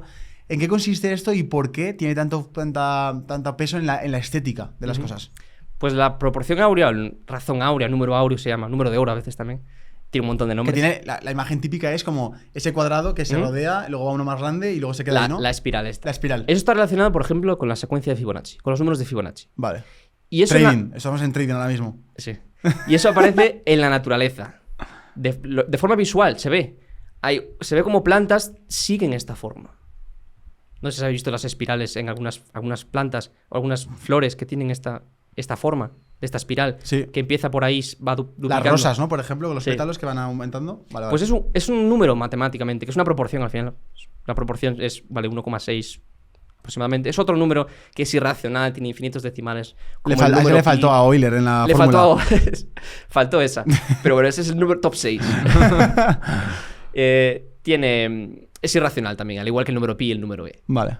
Y es un número que sale a partir de una ecuación de segundo grado. Por muy raro que parezca, sale a partir de una ecuación de segundo grado porque queremos garantizar cierta proporción. Okay. Una proporción entre lo que llamamos A más B, cuando tenemos la suma de dos dos segmentos, y queremos que se cumpla lo siguiente. Queremos que el grande A más B entre A, que es el grande, sea igual a A entre B, que es el pequeño. O sea, queremos que el todo entre la parte más grande sea la misma proporción que la parte más grande entre la parte más pequeña. Y garantizando esa proporción solo se consigue si esta parte más grande es el número phi multiplicada por la parte más pequeña. Y esa es la proporción que mágicamente aparece en la naturaleza. Madre mía. Hostia, ahí sí que te cuestionas lo de Dios, ¿eh? Sí. Te lo cuestionas. Es como...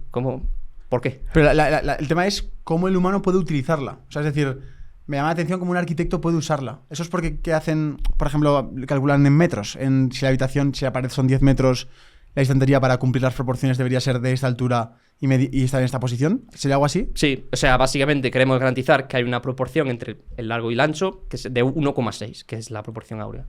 Con todas las medidas. Vale. Si tienes esa proporción 1,6, Se el considera... resultado final no sabemos lo que será, pero será bonito. Eso será bonito. Es que O sea, será bonito, bueno, matemáticamente hablando, ¿no? Exacto, no, es una forma de definir matemáticamente la belleza. Sí, totalmente. 1,6. Totalmente. De hecho, se dice que aparecía también en figuras históricas, pinturas históricas. ¿En pinturas históricas también? Sí. 1,6. En cuadros. Ostras. Sí. Carlos, por mi parte, ya la última pregunta, porque te preguntaría de todo. ¿Hay alguna demostración que diga, o bueno, que demuestre que un número negativo por otro negativo da un resultado positivo? Es decir, -1 por -1 es +1. ¿Por qué menos y menos es igual a más? ¿Por qué menos por menos es más? Buena pregunta, muy buena pregunta. La demostración rigurosa, que ya sabes que los matemáticos hacemos siempre las cosas rigurosamente, es decir, sin ningún fallo lógico de por medio ni nada por el estilo, y todo bien justificado, es algo que requiere más tiempo. He hecho un vídeo en mi canal explicando eso precisamente. Y la idea es entender. Básicamente, cuando queremos demostrar menos por menos es más, queremos entender qué es menos, qué es más y qué es multiplicar. Y qué es igual.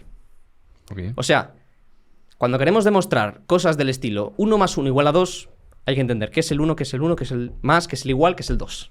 Vale. Si entendemos todo Madre eso, mía. todos los ingredientes, tenemos el resultado. Entonces, en este caso, menos por menos es -1 por -1. Vale. ¿Vale? Ese menos es un signo, ¿no? Pero nosotros no podemos multiplicar signos, no está definido. Lo que podemos multiplicar son números negativos. Por ejemplo, -1.